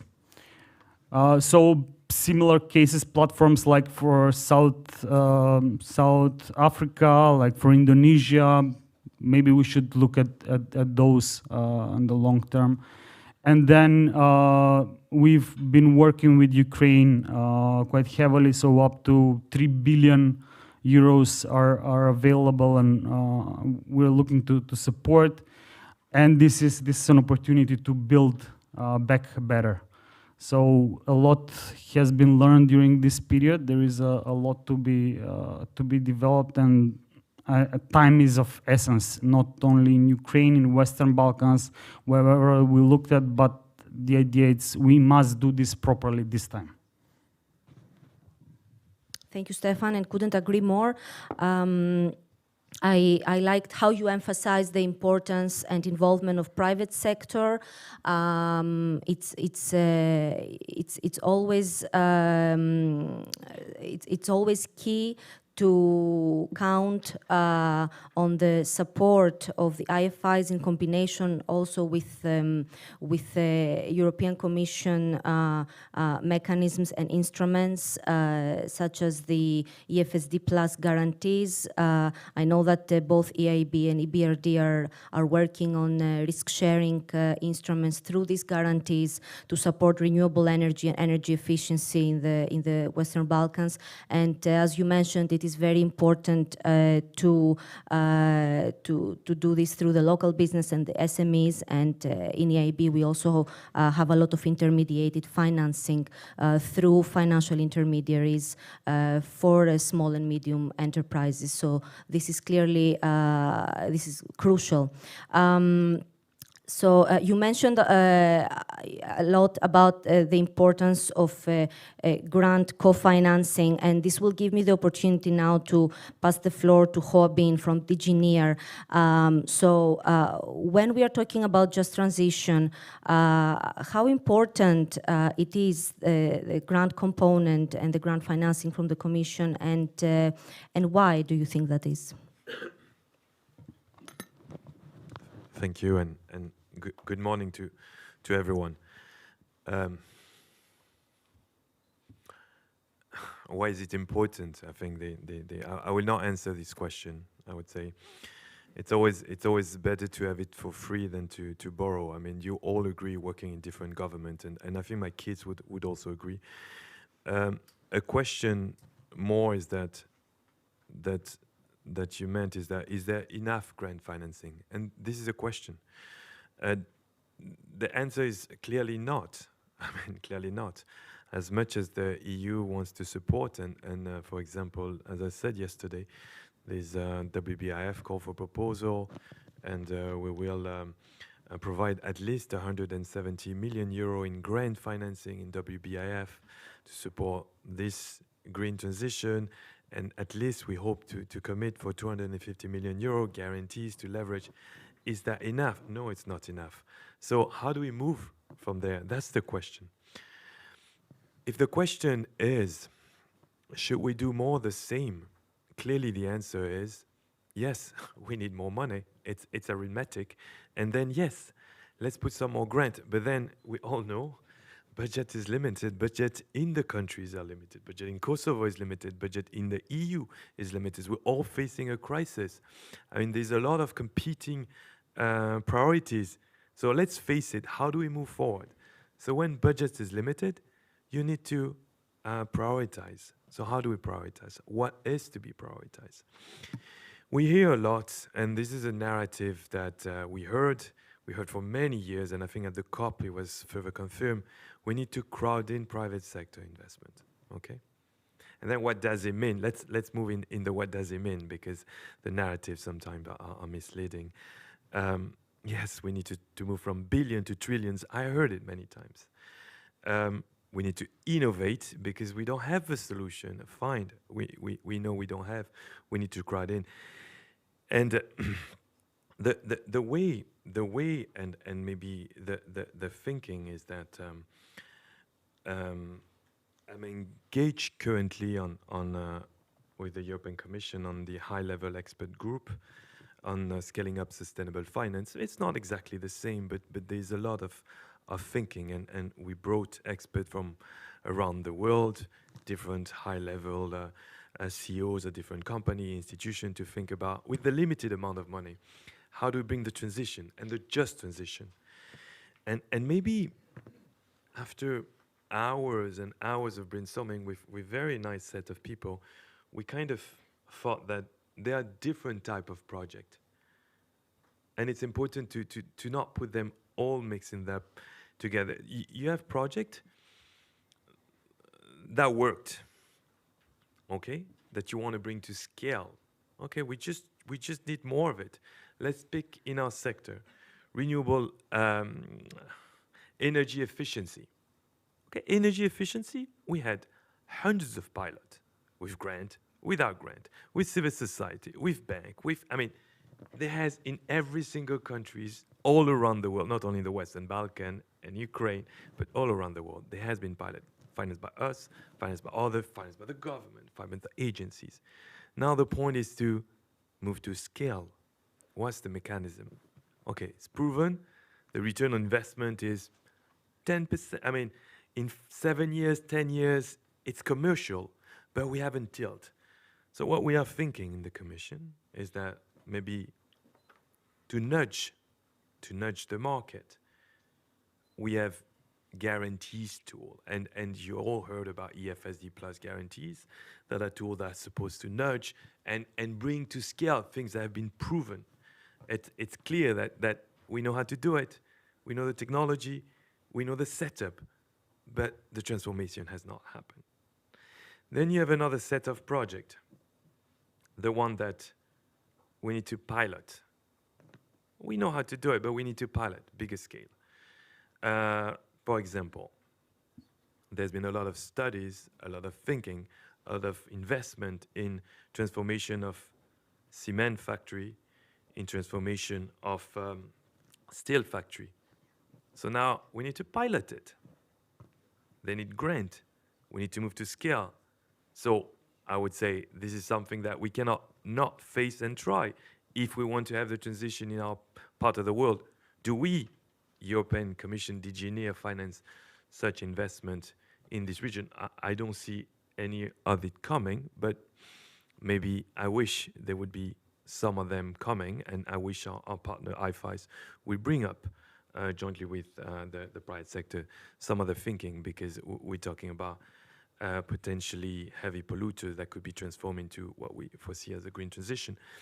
There are projects, for example, of planting trees, green canopy. I think there's very interesting project happening right now in Europe, in Glasgow in particular, thinking about there's a lot of positive externalities in planting trees, whether it's managing rain, whether it's on the sewage system, air pollution.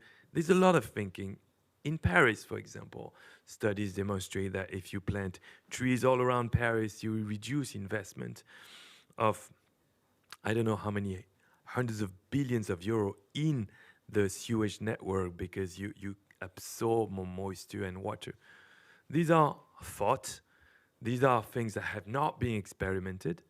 Why don't we experiment in the Western Balkan or the green transition in Ukraine? Wouldn't it be sensitive to focus a limited amount of money on something where we have to pilot?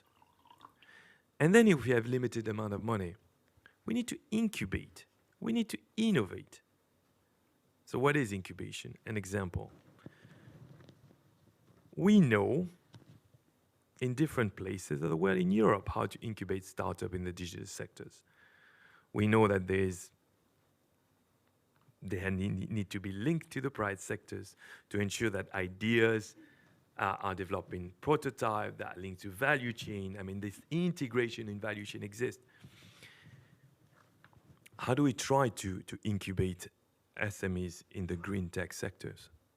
how to do it in a way that we don't just have a grant project, because we do have grant projects that support, and grant projects are not bad for civil society, but integrated in value chain. This would require engaging with private sectors. This will require a new step of organization. This has to be incubated in a way. So the answer to your question, and I try not to give you the classical answer, the 170 million euro that we definitely approve by the end of the year, and the substantial bilateral support that we provide, and the market that enlarging, countries with an EU perspective can access, which support also the green transition in the region. But I think that when you have limited amount of money, it's very important to invest in innovation, in piloting things that are not plain vanilla, and really focusing on sector where you don't need grant anymore, but you need to move to scale.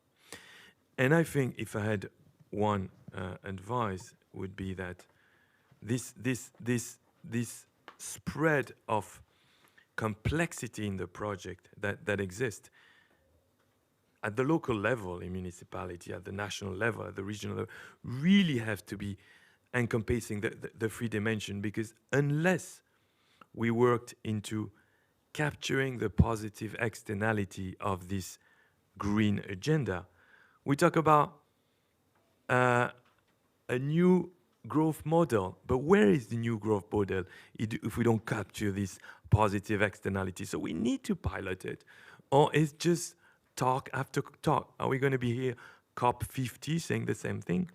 So where is the pipeline? Where is the thinking? Where are the strategy? Where do us as actors get together?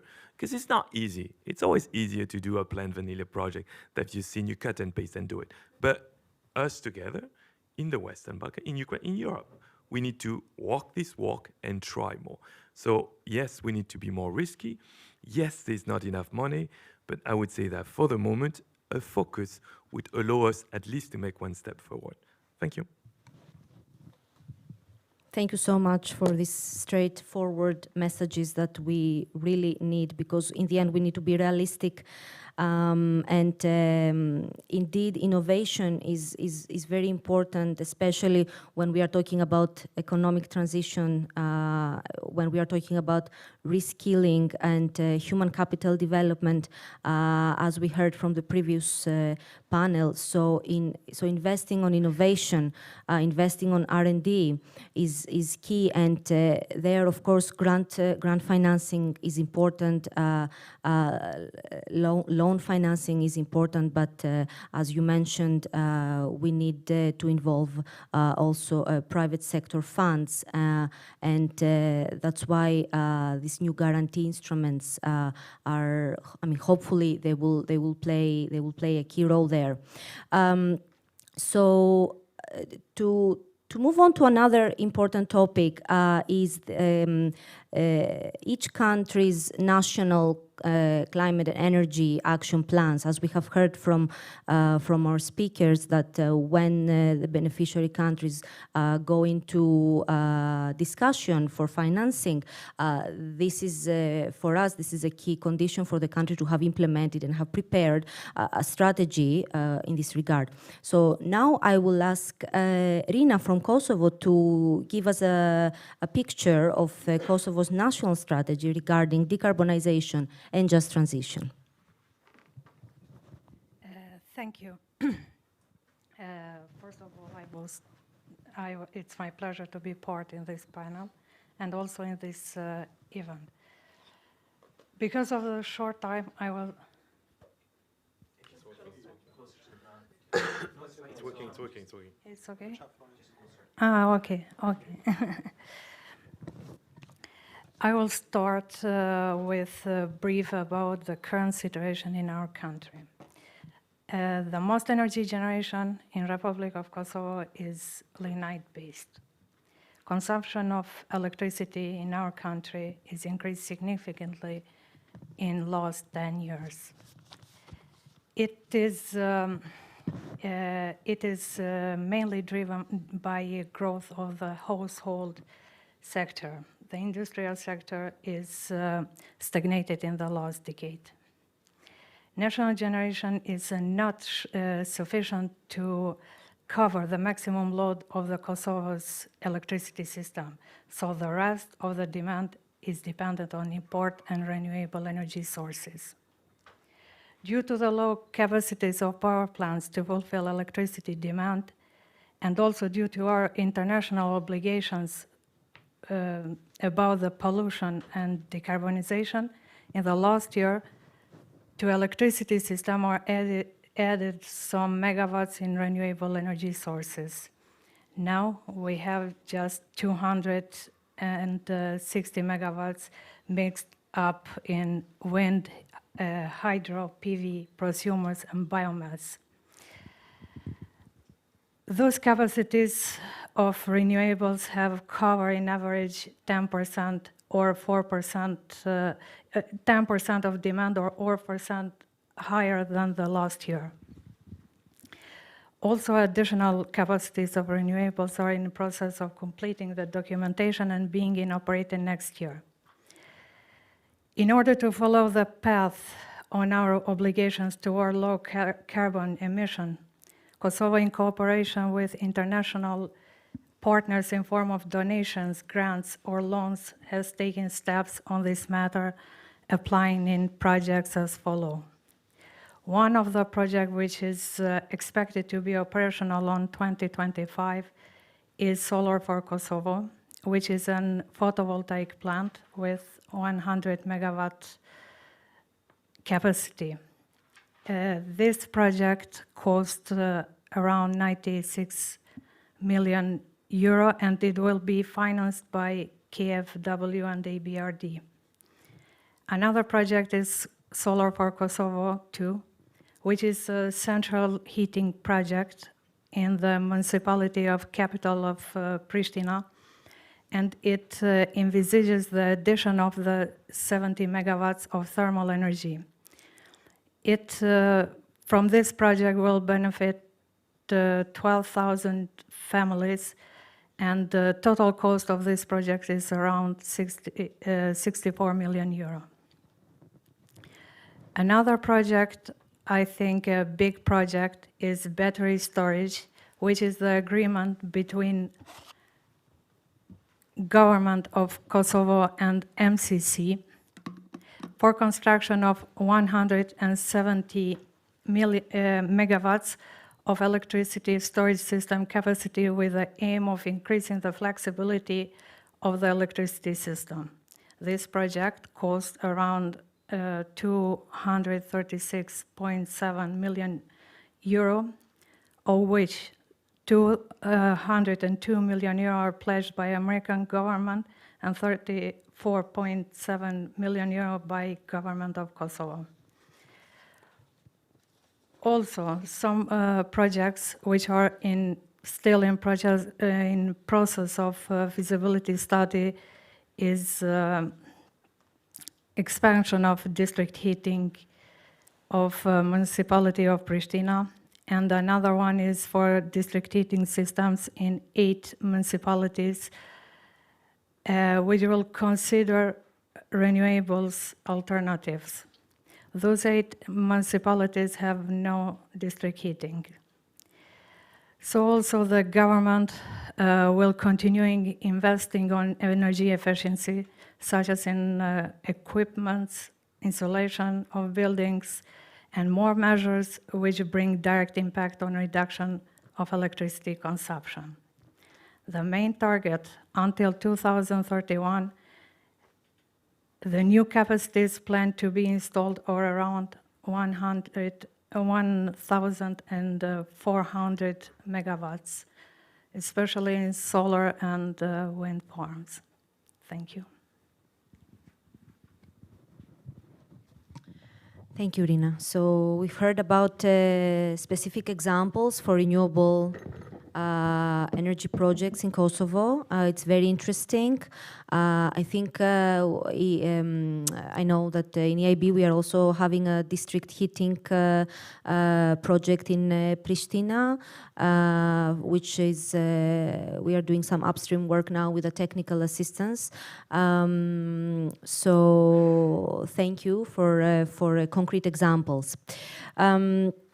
So we talked a lot about whether funding has been sufficient and what type of funding would be the most appropriate for tackling decarbonization and economic transition. So now I will pass the floor to Viktor from Climate Action Network Europe. So in your opinion, is the available funding sufficient to address the financing needs? And based on your experience, what sort of funding is more desirable for these affected regions? Thank you. Hi, everyone. Well, what Mr. Adjemian said, no, there is no sufficient funding. But I would like to build on what my co-panelist said in the meantime. And I appreciate Mr. Kostovski taking a step back to look at the needs for planning. I want to take another step backwards. I mean, not backwards in the sense, but more from a higher up perspective. And that is, what do we want to achieve? And we should set clear goals. And first and foremost, explore what the current framework allows us to actually do that. And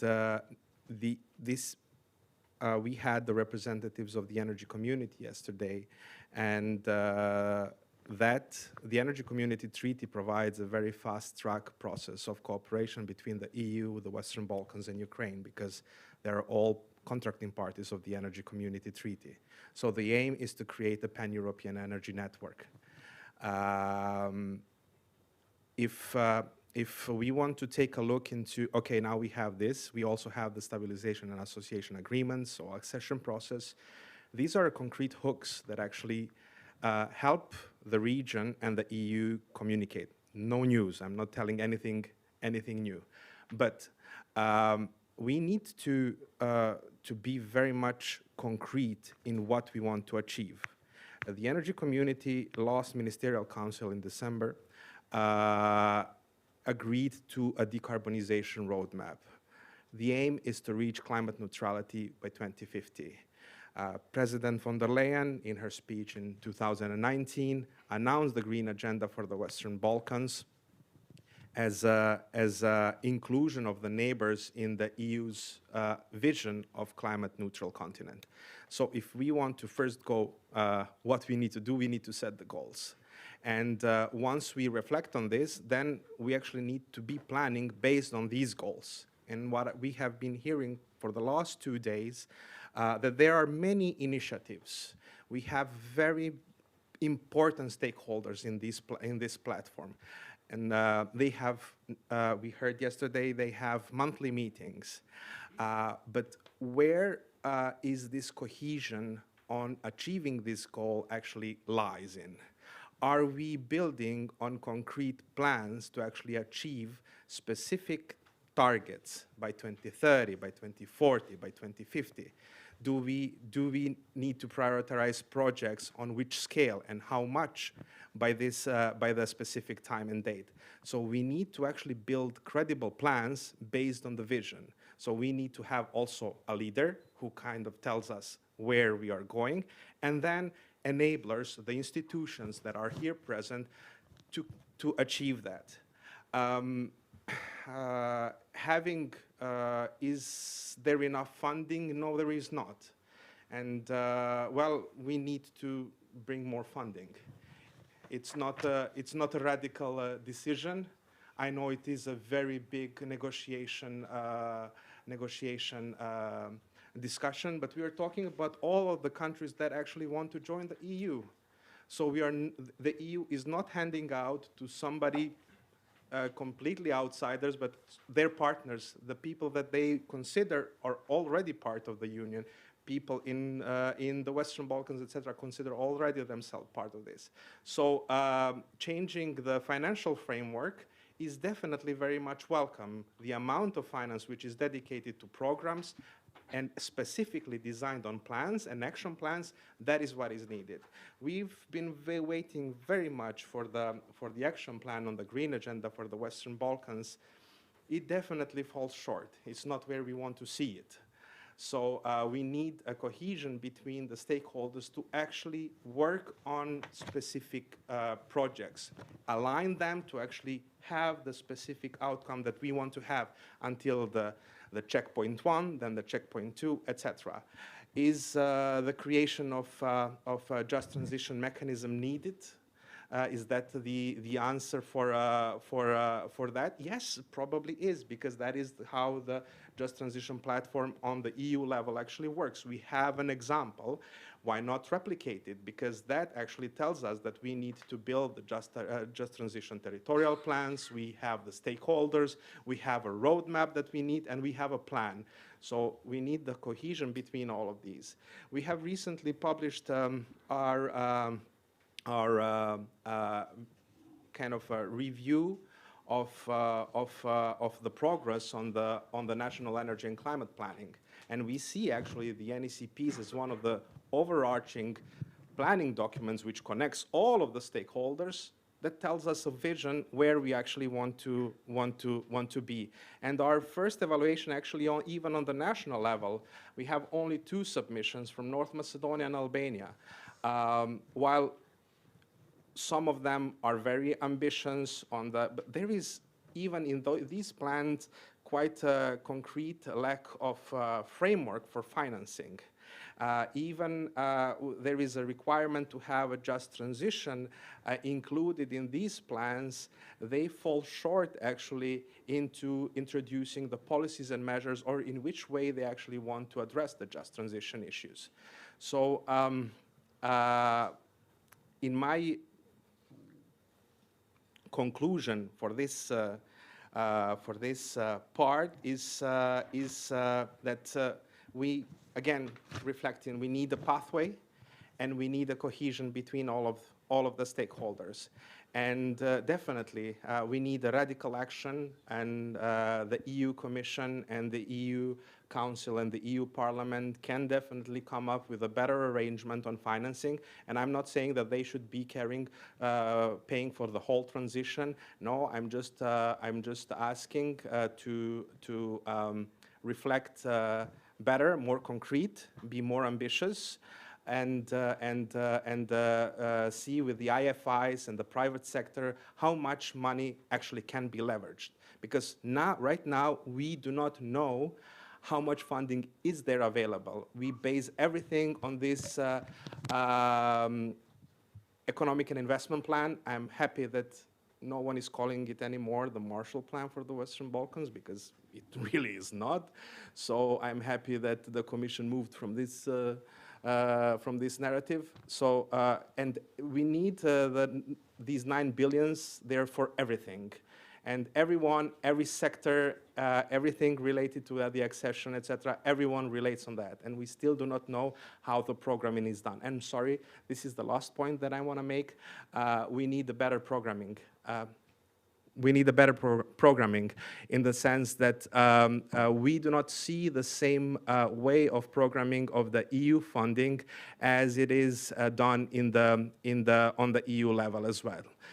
It is done within the national investment committees, etc., but the engagement of other stakeholders in the programming again falls short, because not all of the stakeholders are actually vested in the process.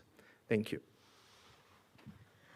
Thank you, Viktor. And yeah, to echo what you said, indeed, we need a top-down strategy. We need a roadmap about the just transition in the Western Balkans and Ukraine. I know I know that for us also at the IB Global, we need some sort of mandate to be able to secure financing under the EU umbrella as well, and to have a clear view of how much financing, how much money is available, and in what sort of areas it can be focused. And also, I couldn't agree more about engaging all the stakeholders in this discussion, perhaps also including academia, about setting up the targets and giving us some clear indicators of how to go from A to B, and what are the exact needs, and an assessment of that. And yes, this is to complement, and thank you. Before going into the second round of panel questions, in order not to be very daunting, shall we allow for 1 or 2 questions from the audience yeah, if there is any. Yes, I see one lady there.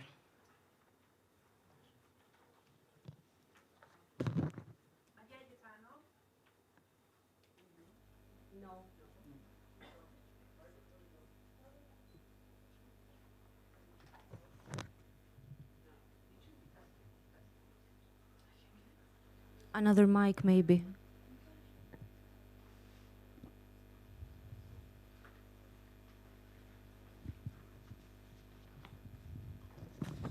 Thank you. Maria Gaetano from Wuppertal Institute. My question is mainly to the financing institutions, but open to anyone in the panel. And it's related to this issue of scale and moving a little bit beyond that. Is there enough financing available, which I think you've answered, but I wondered if you could speak to the realities of mobilizing the financing from your side. Is there, does it slow you down in any way that there is maybe lack of capacities to develop projects, to prepare the projects? And is there, from your perspective or from those of your counterparts in the countries, in the regions, is that slowing down the mobilizing of this finance? And do you have any good or bad experiences there? Thank you. If there is no more, okay, I see one. Let's take another question. It's the gentleman there.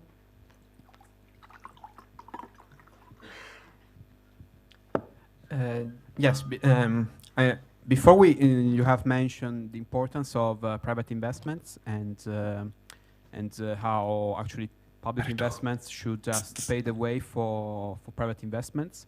And I wanted to ask you if you think that in the Western Balkans, and maybe if you want also in Ukraine, there is actually a potential in terms of private investment. So if there is a rate of savings among the civilian population that can actually allow private investments to flow to the extent that is needed once public investments actually pave the way. So if you think there is a potential in the Balkanic economies to actually mobilize all the capitals that are going to be needed.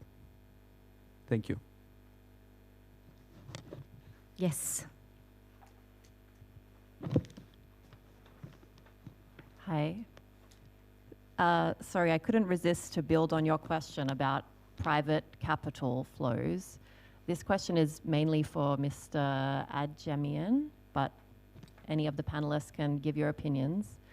I'm curious about the EU's green taxonomy that was just released. Do you think that this has the potential to really nudge investments in the direction of green, sustainable economic activities, particularly those on the just transition? And the second part of the question is, can this kind of green taxonomy be adapted for the Western Balkans and Ukraine, or can it already kind of be applied there? Thanks.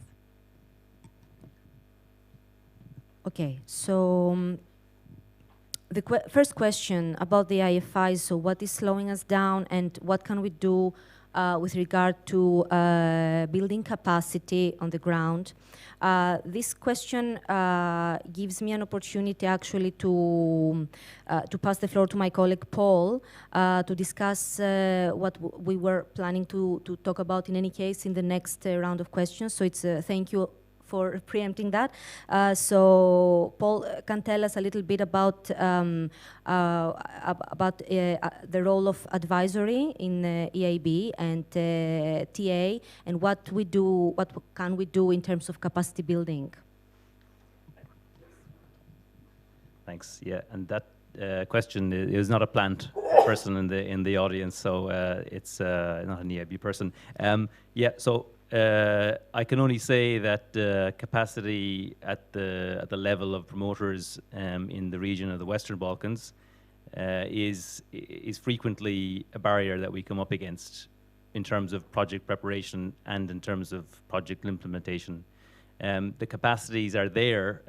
It's just that they are unevenly distributed, and what we see is the big need. On the side of the citizen, on the side of the private sector, or on the side of general society, and then there's a bottleneck. And on the other side of that, there's the financing. So the IFIs are there, and the grant funding is there. It's scarce, but it's there, and then there's a bottleneck in terms of project preparation. So we frequently see the need. To deploy technical assistance to address that issue, and specifically, from the all along the project cycle. Mentions were made of the strategic side, where projects are originating, the inception of the projects. At that level, right through to the detailed, say, the design work and the feasibility studies that are required really to open up projects for financing by institutions like EIB.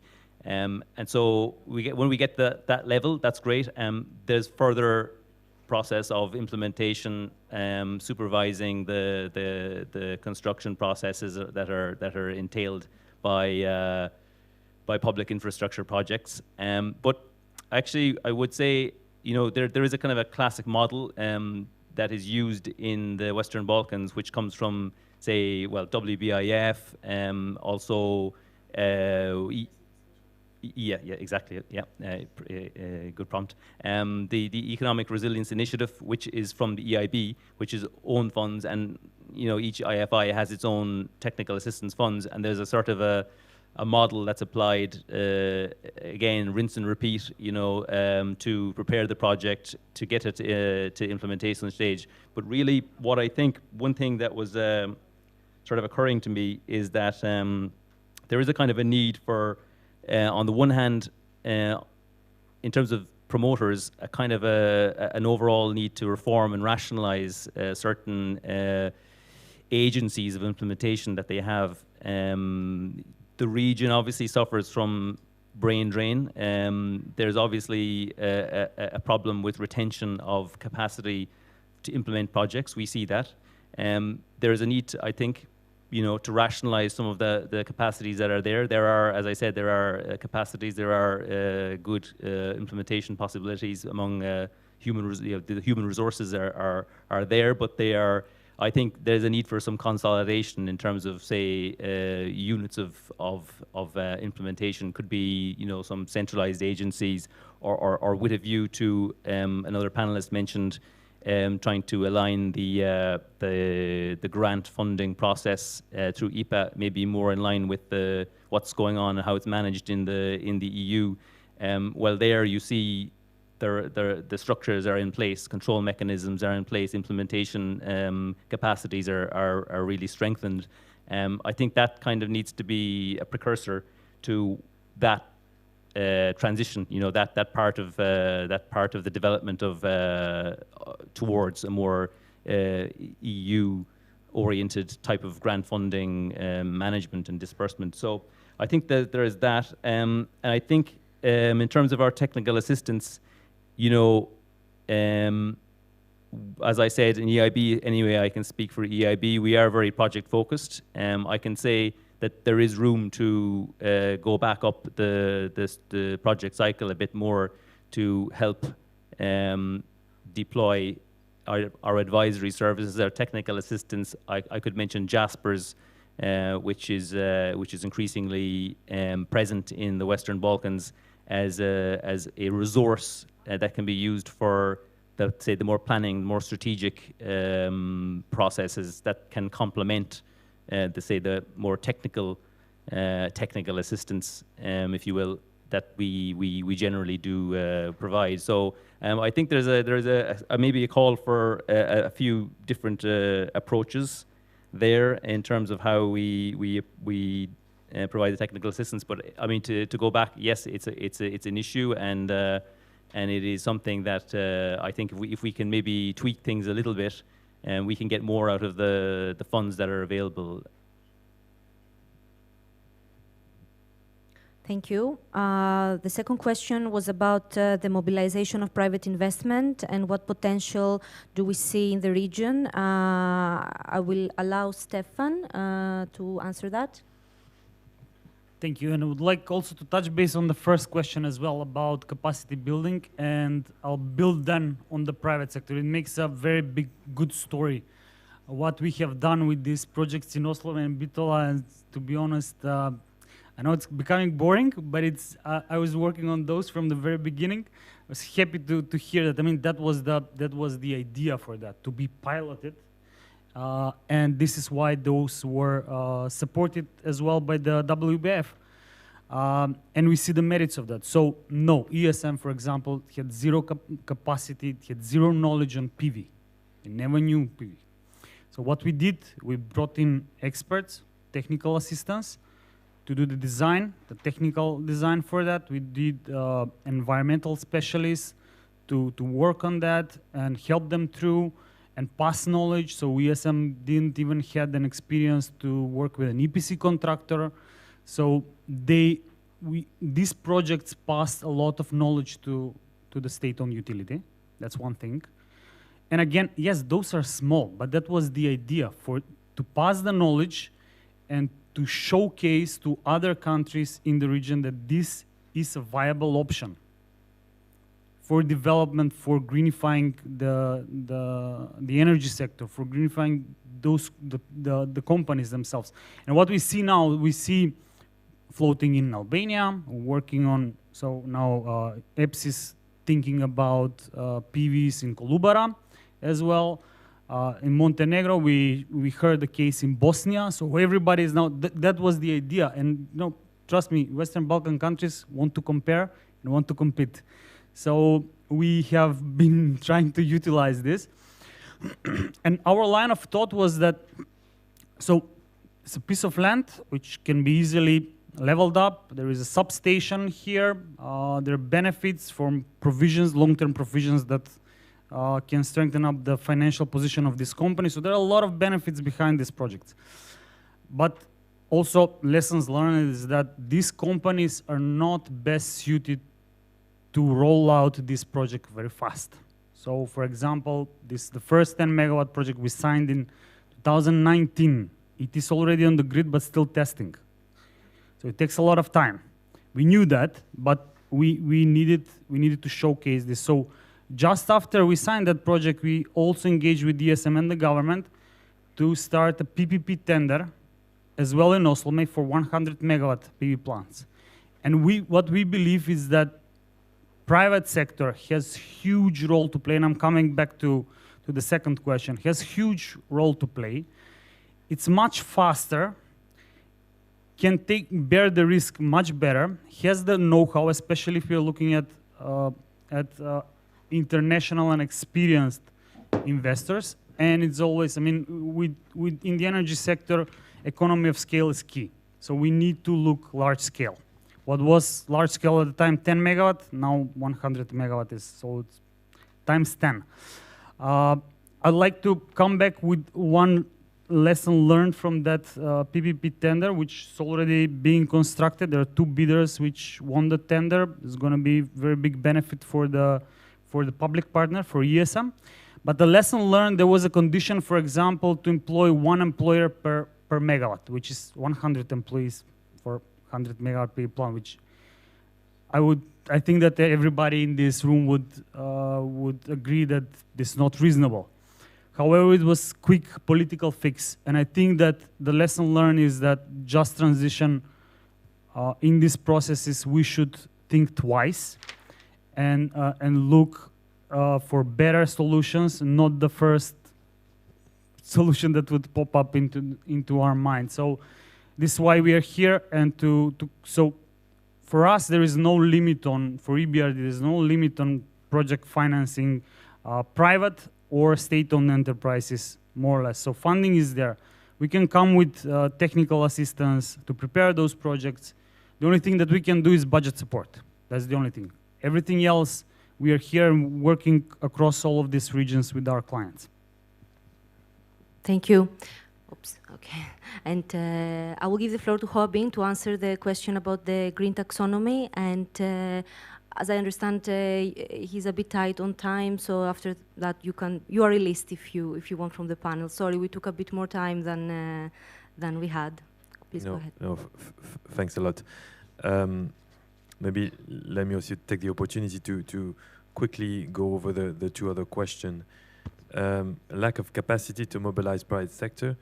I like when yes, there's a lack of capacity, but I think it's also to mobilize finance for impact, because the point is finance for impact is not finance for the sake of finance, because we can always build easy project, even though you need capacity also to build easy project. But this is something where it's not only capacity, it's capacity to gather the different actors that are needed for the impact. So finance is a vehicle for impact.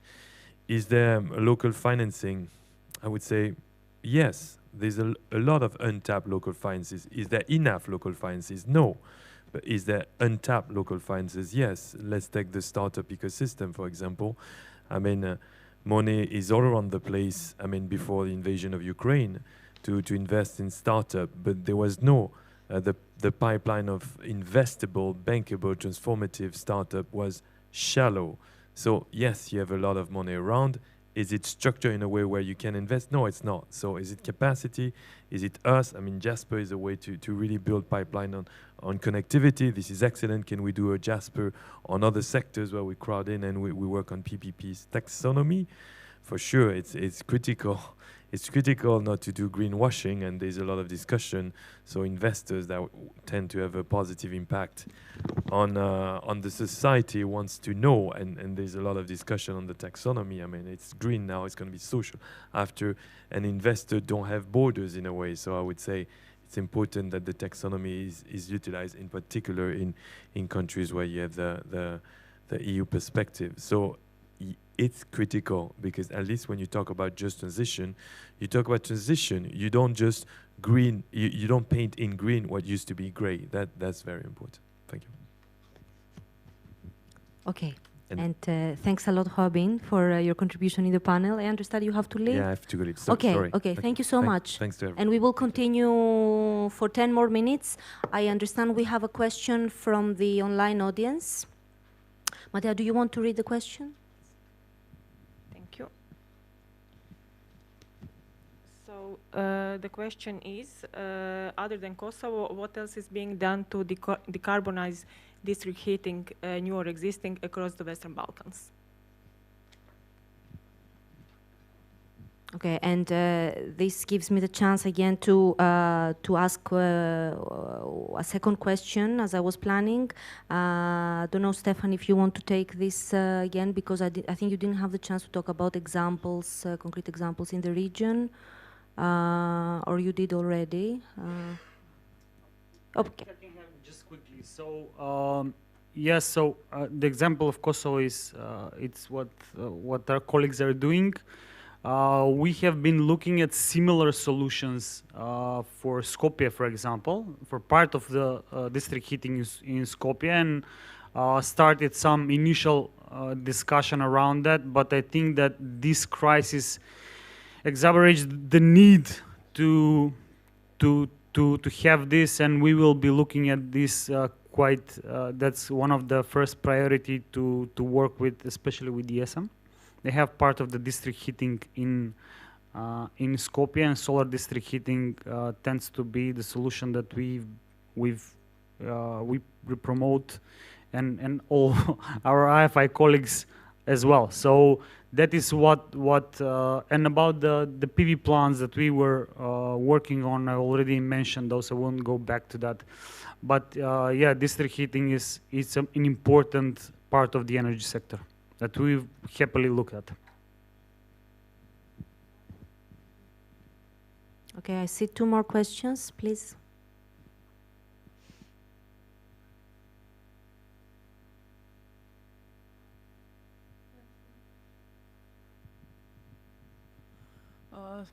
So thank you very much for the opportunity to ask you questions. In Montenegro and in local authority, there are documents, strategic documents. So just to clarify something, how to apply for savings? Is there a funds already been defined for Montenegro regions? And who can apply on that funds? And also there for the first, please, if you can clarify if I understood nice about cement and steel, whether funds can be obtained for us. So thank you. So who can apply for funds depends on the. I will speak on behalf of EIB now, the lending side. So it depends on whether we are talking about a public sector project.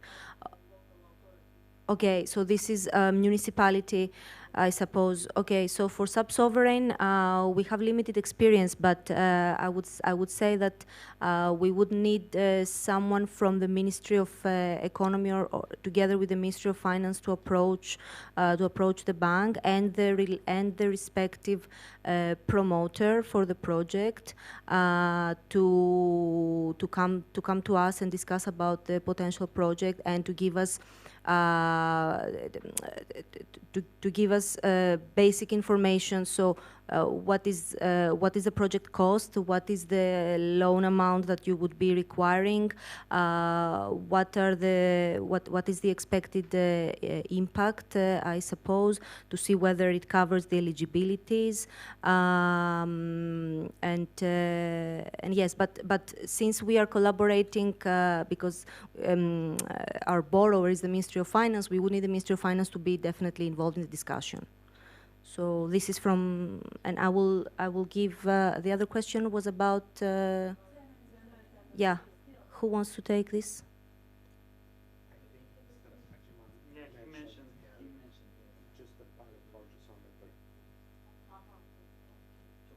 Okay. If I may on this question, just quickly. So yes, we have an office in Podgorica. Feel free to meet our colleagues there. So we do sub-sovereign, so we can lend to municipalities. I don't know the specific municipality and what are the financial conditions, but also on lending with Ministry of Finance in there. Again, it's best to go and talk with the EIB colleagues, with us, and explain the projects that you're looking at, and they will most likely be in a best position to explain what fits best for your municipality and for the projects that you're looking at. Yeah. Yes, second question. Yeah, thank you. My question is related to climate risks. So as we speak right now, there is some heavy floodings in Albania, for example, north of Albania. Whereas in the summer, there have been water problems because of droughts. So, renewable energy production could not be sustained at levels that it used to be at. So my question is this just transition funding in any way geared towards building up some infrastructure resilience or building up extra buffers to prevent or help with these situations? Thank you. Yes, so I can say a few words again on behalf of EIB, and then I will also let Paul complement. But We do have projects in the region regarding flood protection and flood mitigation. One example, actually, it is in Albania for the Lana River rehabilitation. Another example is in Bosnia-Herzegovina about flood protection. So indeed, I agree that it is related to the discussion about just transition. We shouldn't talk only about renewable energy and energy efficiency, indeed. But for the technical things, I don't know if Paul wants to complement something. Yep. Exactly as Maria-Elena said, we actually do have existing projects and a pipeline that target resilience and specifically flood protection. So there's, I mean, there's two ways of looking at it. There's the project that's geared towards that and is actually addressing that issue. And then there's the sort of mainstreaming of resilience across our projects as a rule. And on that latter aspect, you know, we are working, for example, on a regional development project in northern Albania, which was particularly hit, as I understand it, in recently. And climate vulnerability assessments, for example, are going to be a key feature of that type of project preparation going forward. So it's both. It's the actual targeting of the addressing the threat itself at source, you could say, and then also actually kind of proofing our projects that are not do not have that as a focus, but that we would make sure that they would have that. So I believe my colleague in EBRD wants to also talk. Okay, yes, just one second on that. So EBRD in every single project is testing climate risk. So that's part of our approval process. So our specialists are looking at the specific local risks included. And if required, they would suggest then mitigation or adaptation plans, which must be added, intervened into this project. Whichever capex, if needed, is then added to that. Okay, I'm afraid because we're running out of time, we have to now wrap it up and summarize, but I don't want to monopolize the discussion on the IFI, so is there anything that the other two speakers would like to share before we conclude?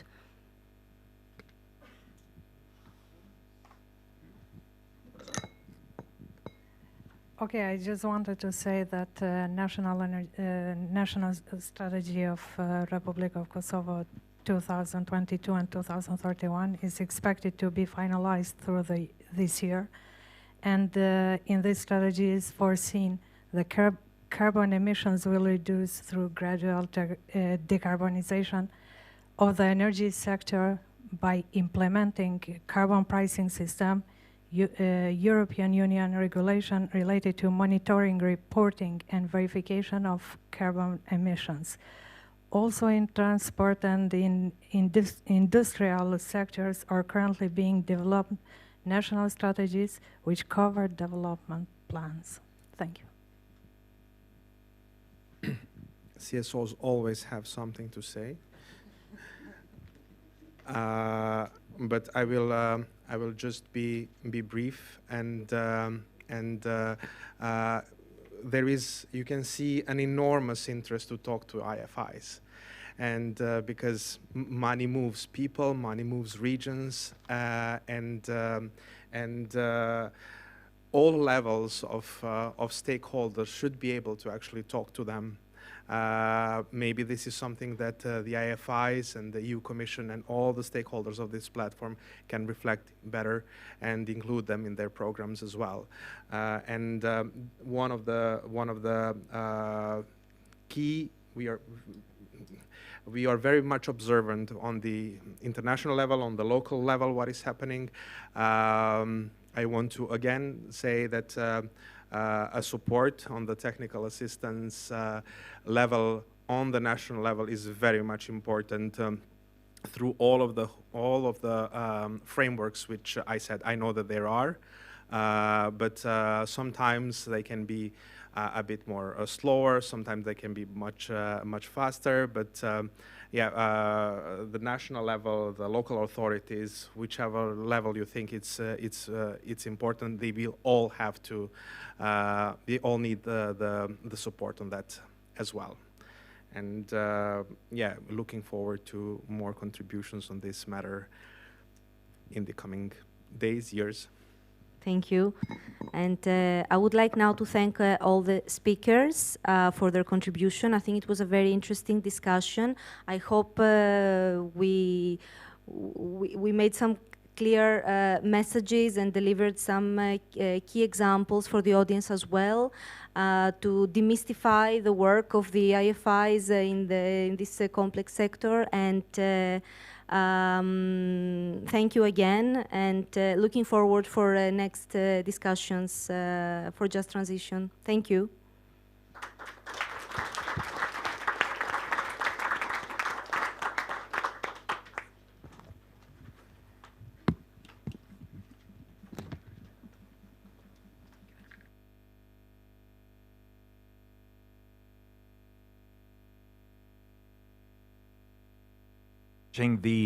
We're now approaching the farewell, but there's a few contributors yet to come. So I'd quite like to invite Xiaoqing from the World Bank to the stage, and I would like to also invite Elodie Salle to the stage. Please, Xiaoqing.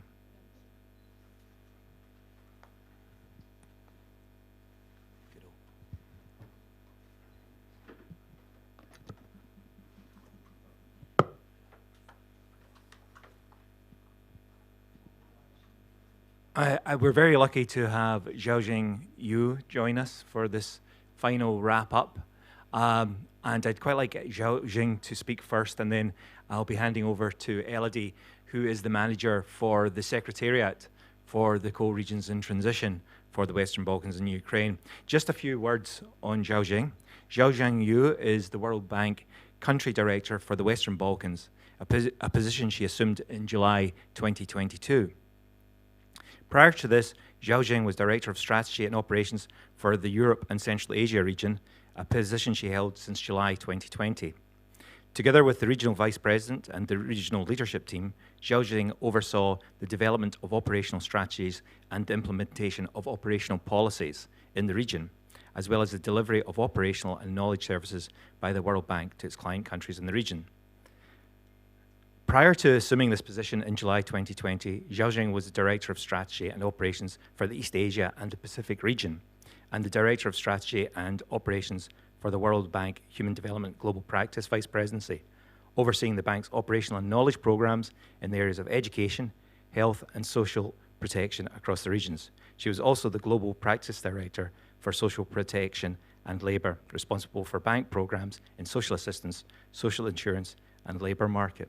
So it's something of a distinguished career, if I may say, and I thought it was worthy of reading out your bio in full. So Xiaoqing, we're delighted for you to be making the final substantive contribution. So please, over to you. Thank you very much. Thank you so much. I know I'm between you all and lunch and the fresh air in Brussels, so I'll try to be brief.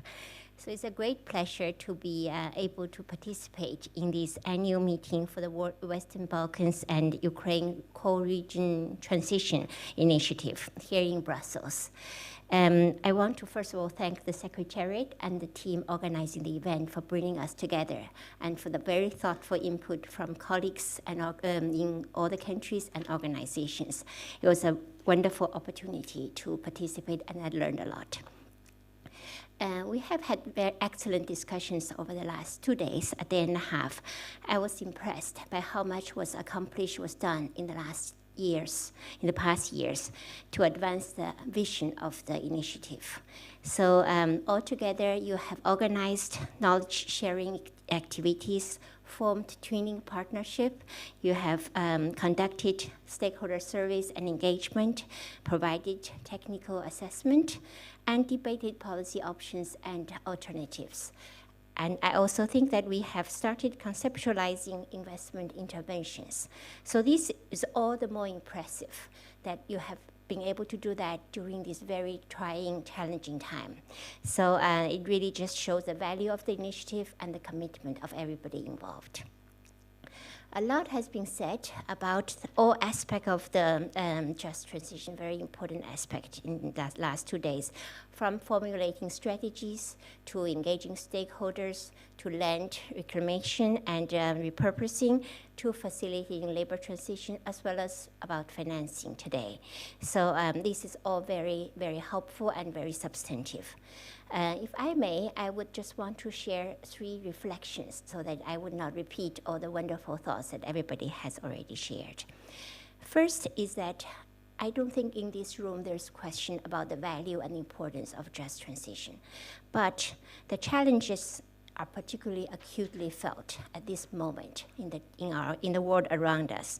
Here, at this moment, energy security has been the paramount concern of all the clients that we work with. And fiscal space has almost been depleted because of the crisis after crisis. And then the social fiber in most of our societies has been extremely stretched. In this context, managing just transition, co-exit, has becoming formidably difficult and challenging to most of our counterparts, most of our leaders in the Western Balkan regions, in Ukraine, but also others. However, the first reflection I want to say is, no matter how formidably difficult it seems, the transition, countries need to embark on this journey now. So that's my very first reflection. I think it's really important for all of us to reflect on, not just here, but also bring it back to our countries. So much planning is needed to make the just transition work before mines are closed and jobs are impacted.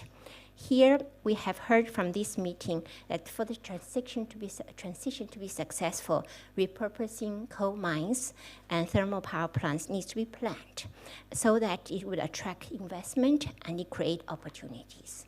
We know that social support measures and mitigation interventions needs to be designed and need to be put in place. This involves usually policy change, institutional adjustment, and consensus building. We know government needs to adopt clean energy strategy, clean energy policies, so that they can encourage private investment in renewables and develop capital market and energy market. All of these take time.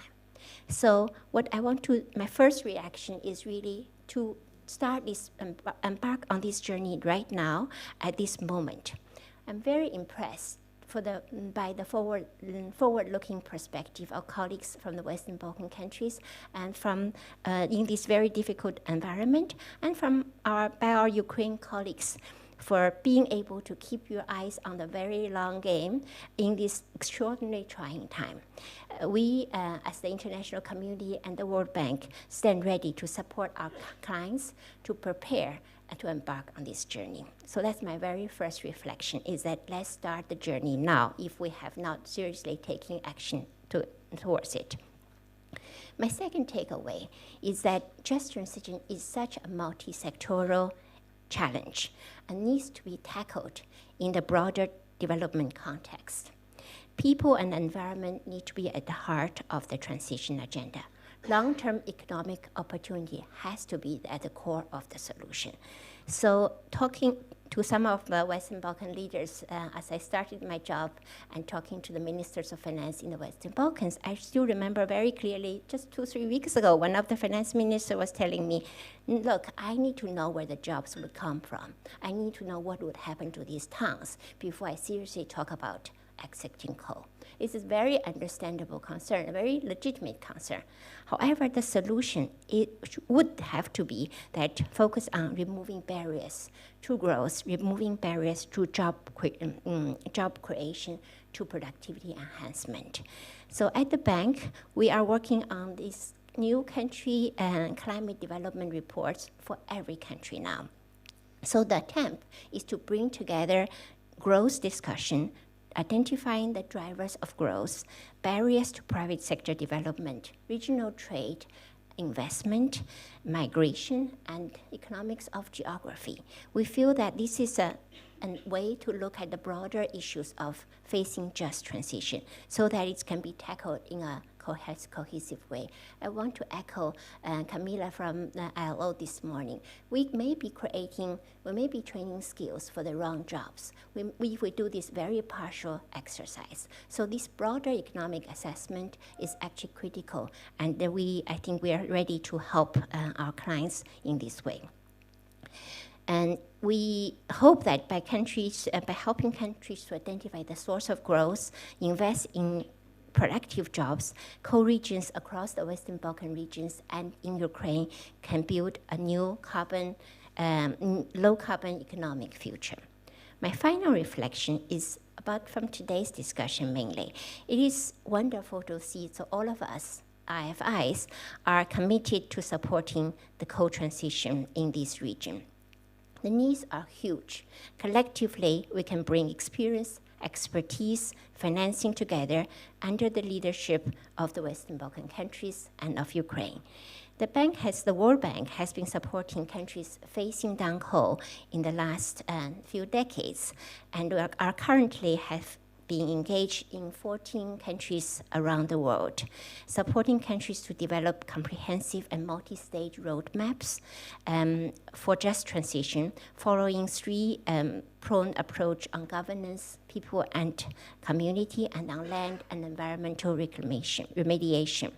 In this region, in ECA, in Europe and Central Asia, and in the Western Balkan in particular, we're very fortunate to have great partners such as the European Commission, the EIB, and EBRD, and others, to work together to provide technical assistance for pre-closure mapping of mines, cost estimate, develop roadmaps, and mobilizing finance for transition. I'm focusing here more on just transition operations. The bank has recently approved a just transition loan to South Africa, which is about $500 million for just transition closing of mines. Similarly, we're doing that, and we're hoping to do that to help Western Balkan countries like Bosnia-Herzegovina.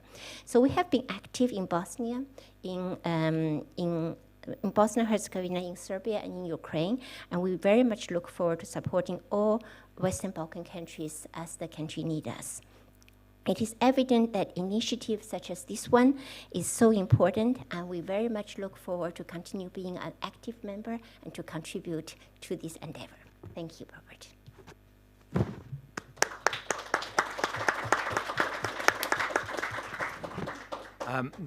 Thank you, Xiaoqing, for those thoughtful, insightful, but positive thoughts for closing the annual meeting. However, I would like to hand over to my colleague Elodie Salle, who is effectively the manager of the Secretariat, and her and the team and their commitment to ensuring the progress of the initiative. I think has been demonstrated over the last day and a half. So over to you, Elodie. Thanks very much, Robert. And as I will be the last speaker, I'll be very brief. I feel you're all hungry. But just to echo what Mrs. Yu just said, I think we all had very rich discussions. Many topics were covered, and I would like to thank all the speakers for their contributions, but also all the audience. I think we had very good questions, so thank you very much. And as Robert, you mentioned yesterday, this is the first time that the initiative is meeting in person. So I think it has been extremely valuable that we've had this meeting today, especially in helping us in shaping the future agenda of the initiative. As Secretariat of the initiative, we are here to facilitate the discussion within the initiative, so between all of you and also the online audience. So thanks again for that. And in more concrete terms, and as Véronique Marx pointed out yesterday from DG Energy, as Secretariat we will be organizing the second wave of the exchange program that has been also implemented earlier this year. We will organize also workshops on just transition in the countries of the initiative. There will be also webinars, and I believe there's also an online survey where you can put your comments and suggest any topics you would like to learn about. So I invite you to look it up. And more broadly, if you want to be informed about the initiative, about what the institutions are doing and the organizations, or also if you want to have more information on what is going on the ground, I invite you to subscribe to the newsletter or to drop us an email at the Secretariat. So it's the Secretariat WUA@callregions.eu, and we'll be happy to reply to any questions you may have. So thanks again very much for your attention. I think it was very nice to have you all in Brussels today. Hopefully we'll be meeting soon, either in the Balkans or maybe in Ukraine at some point, hopefully, or in Brussels. Thank you very much.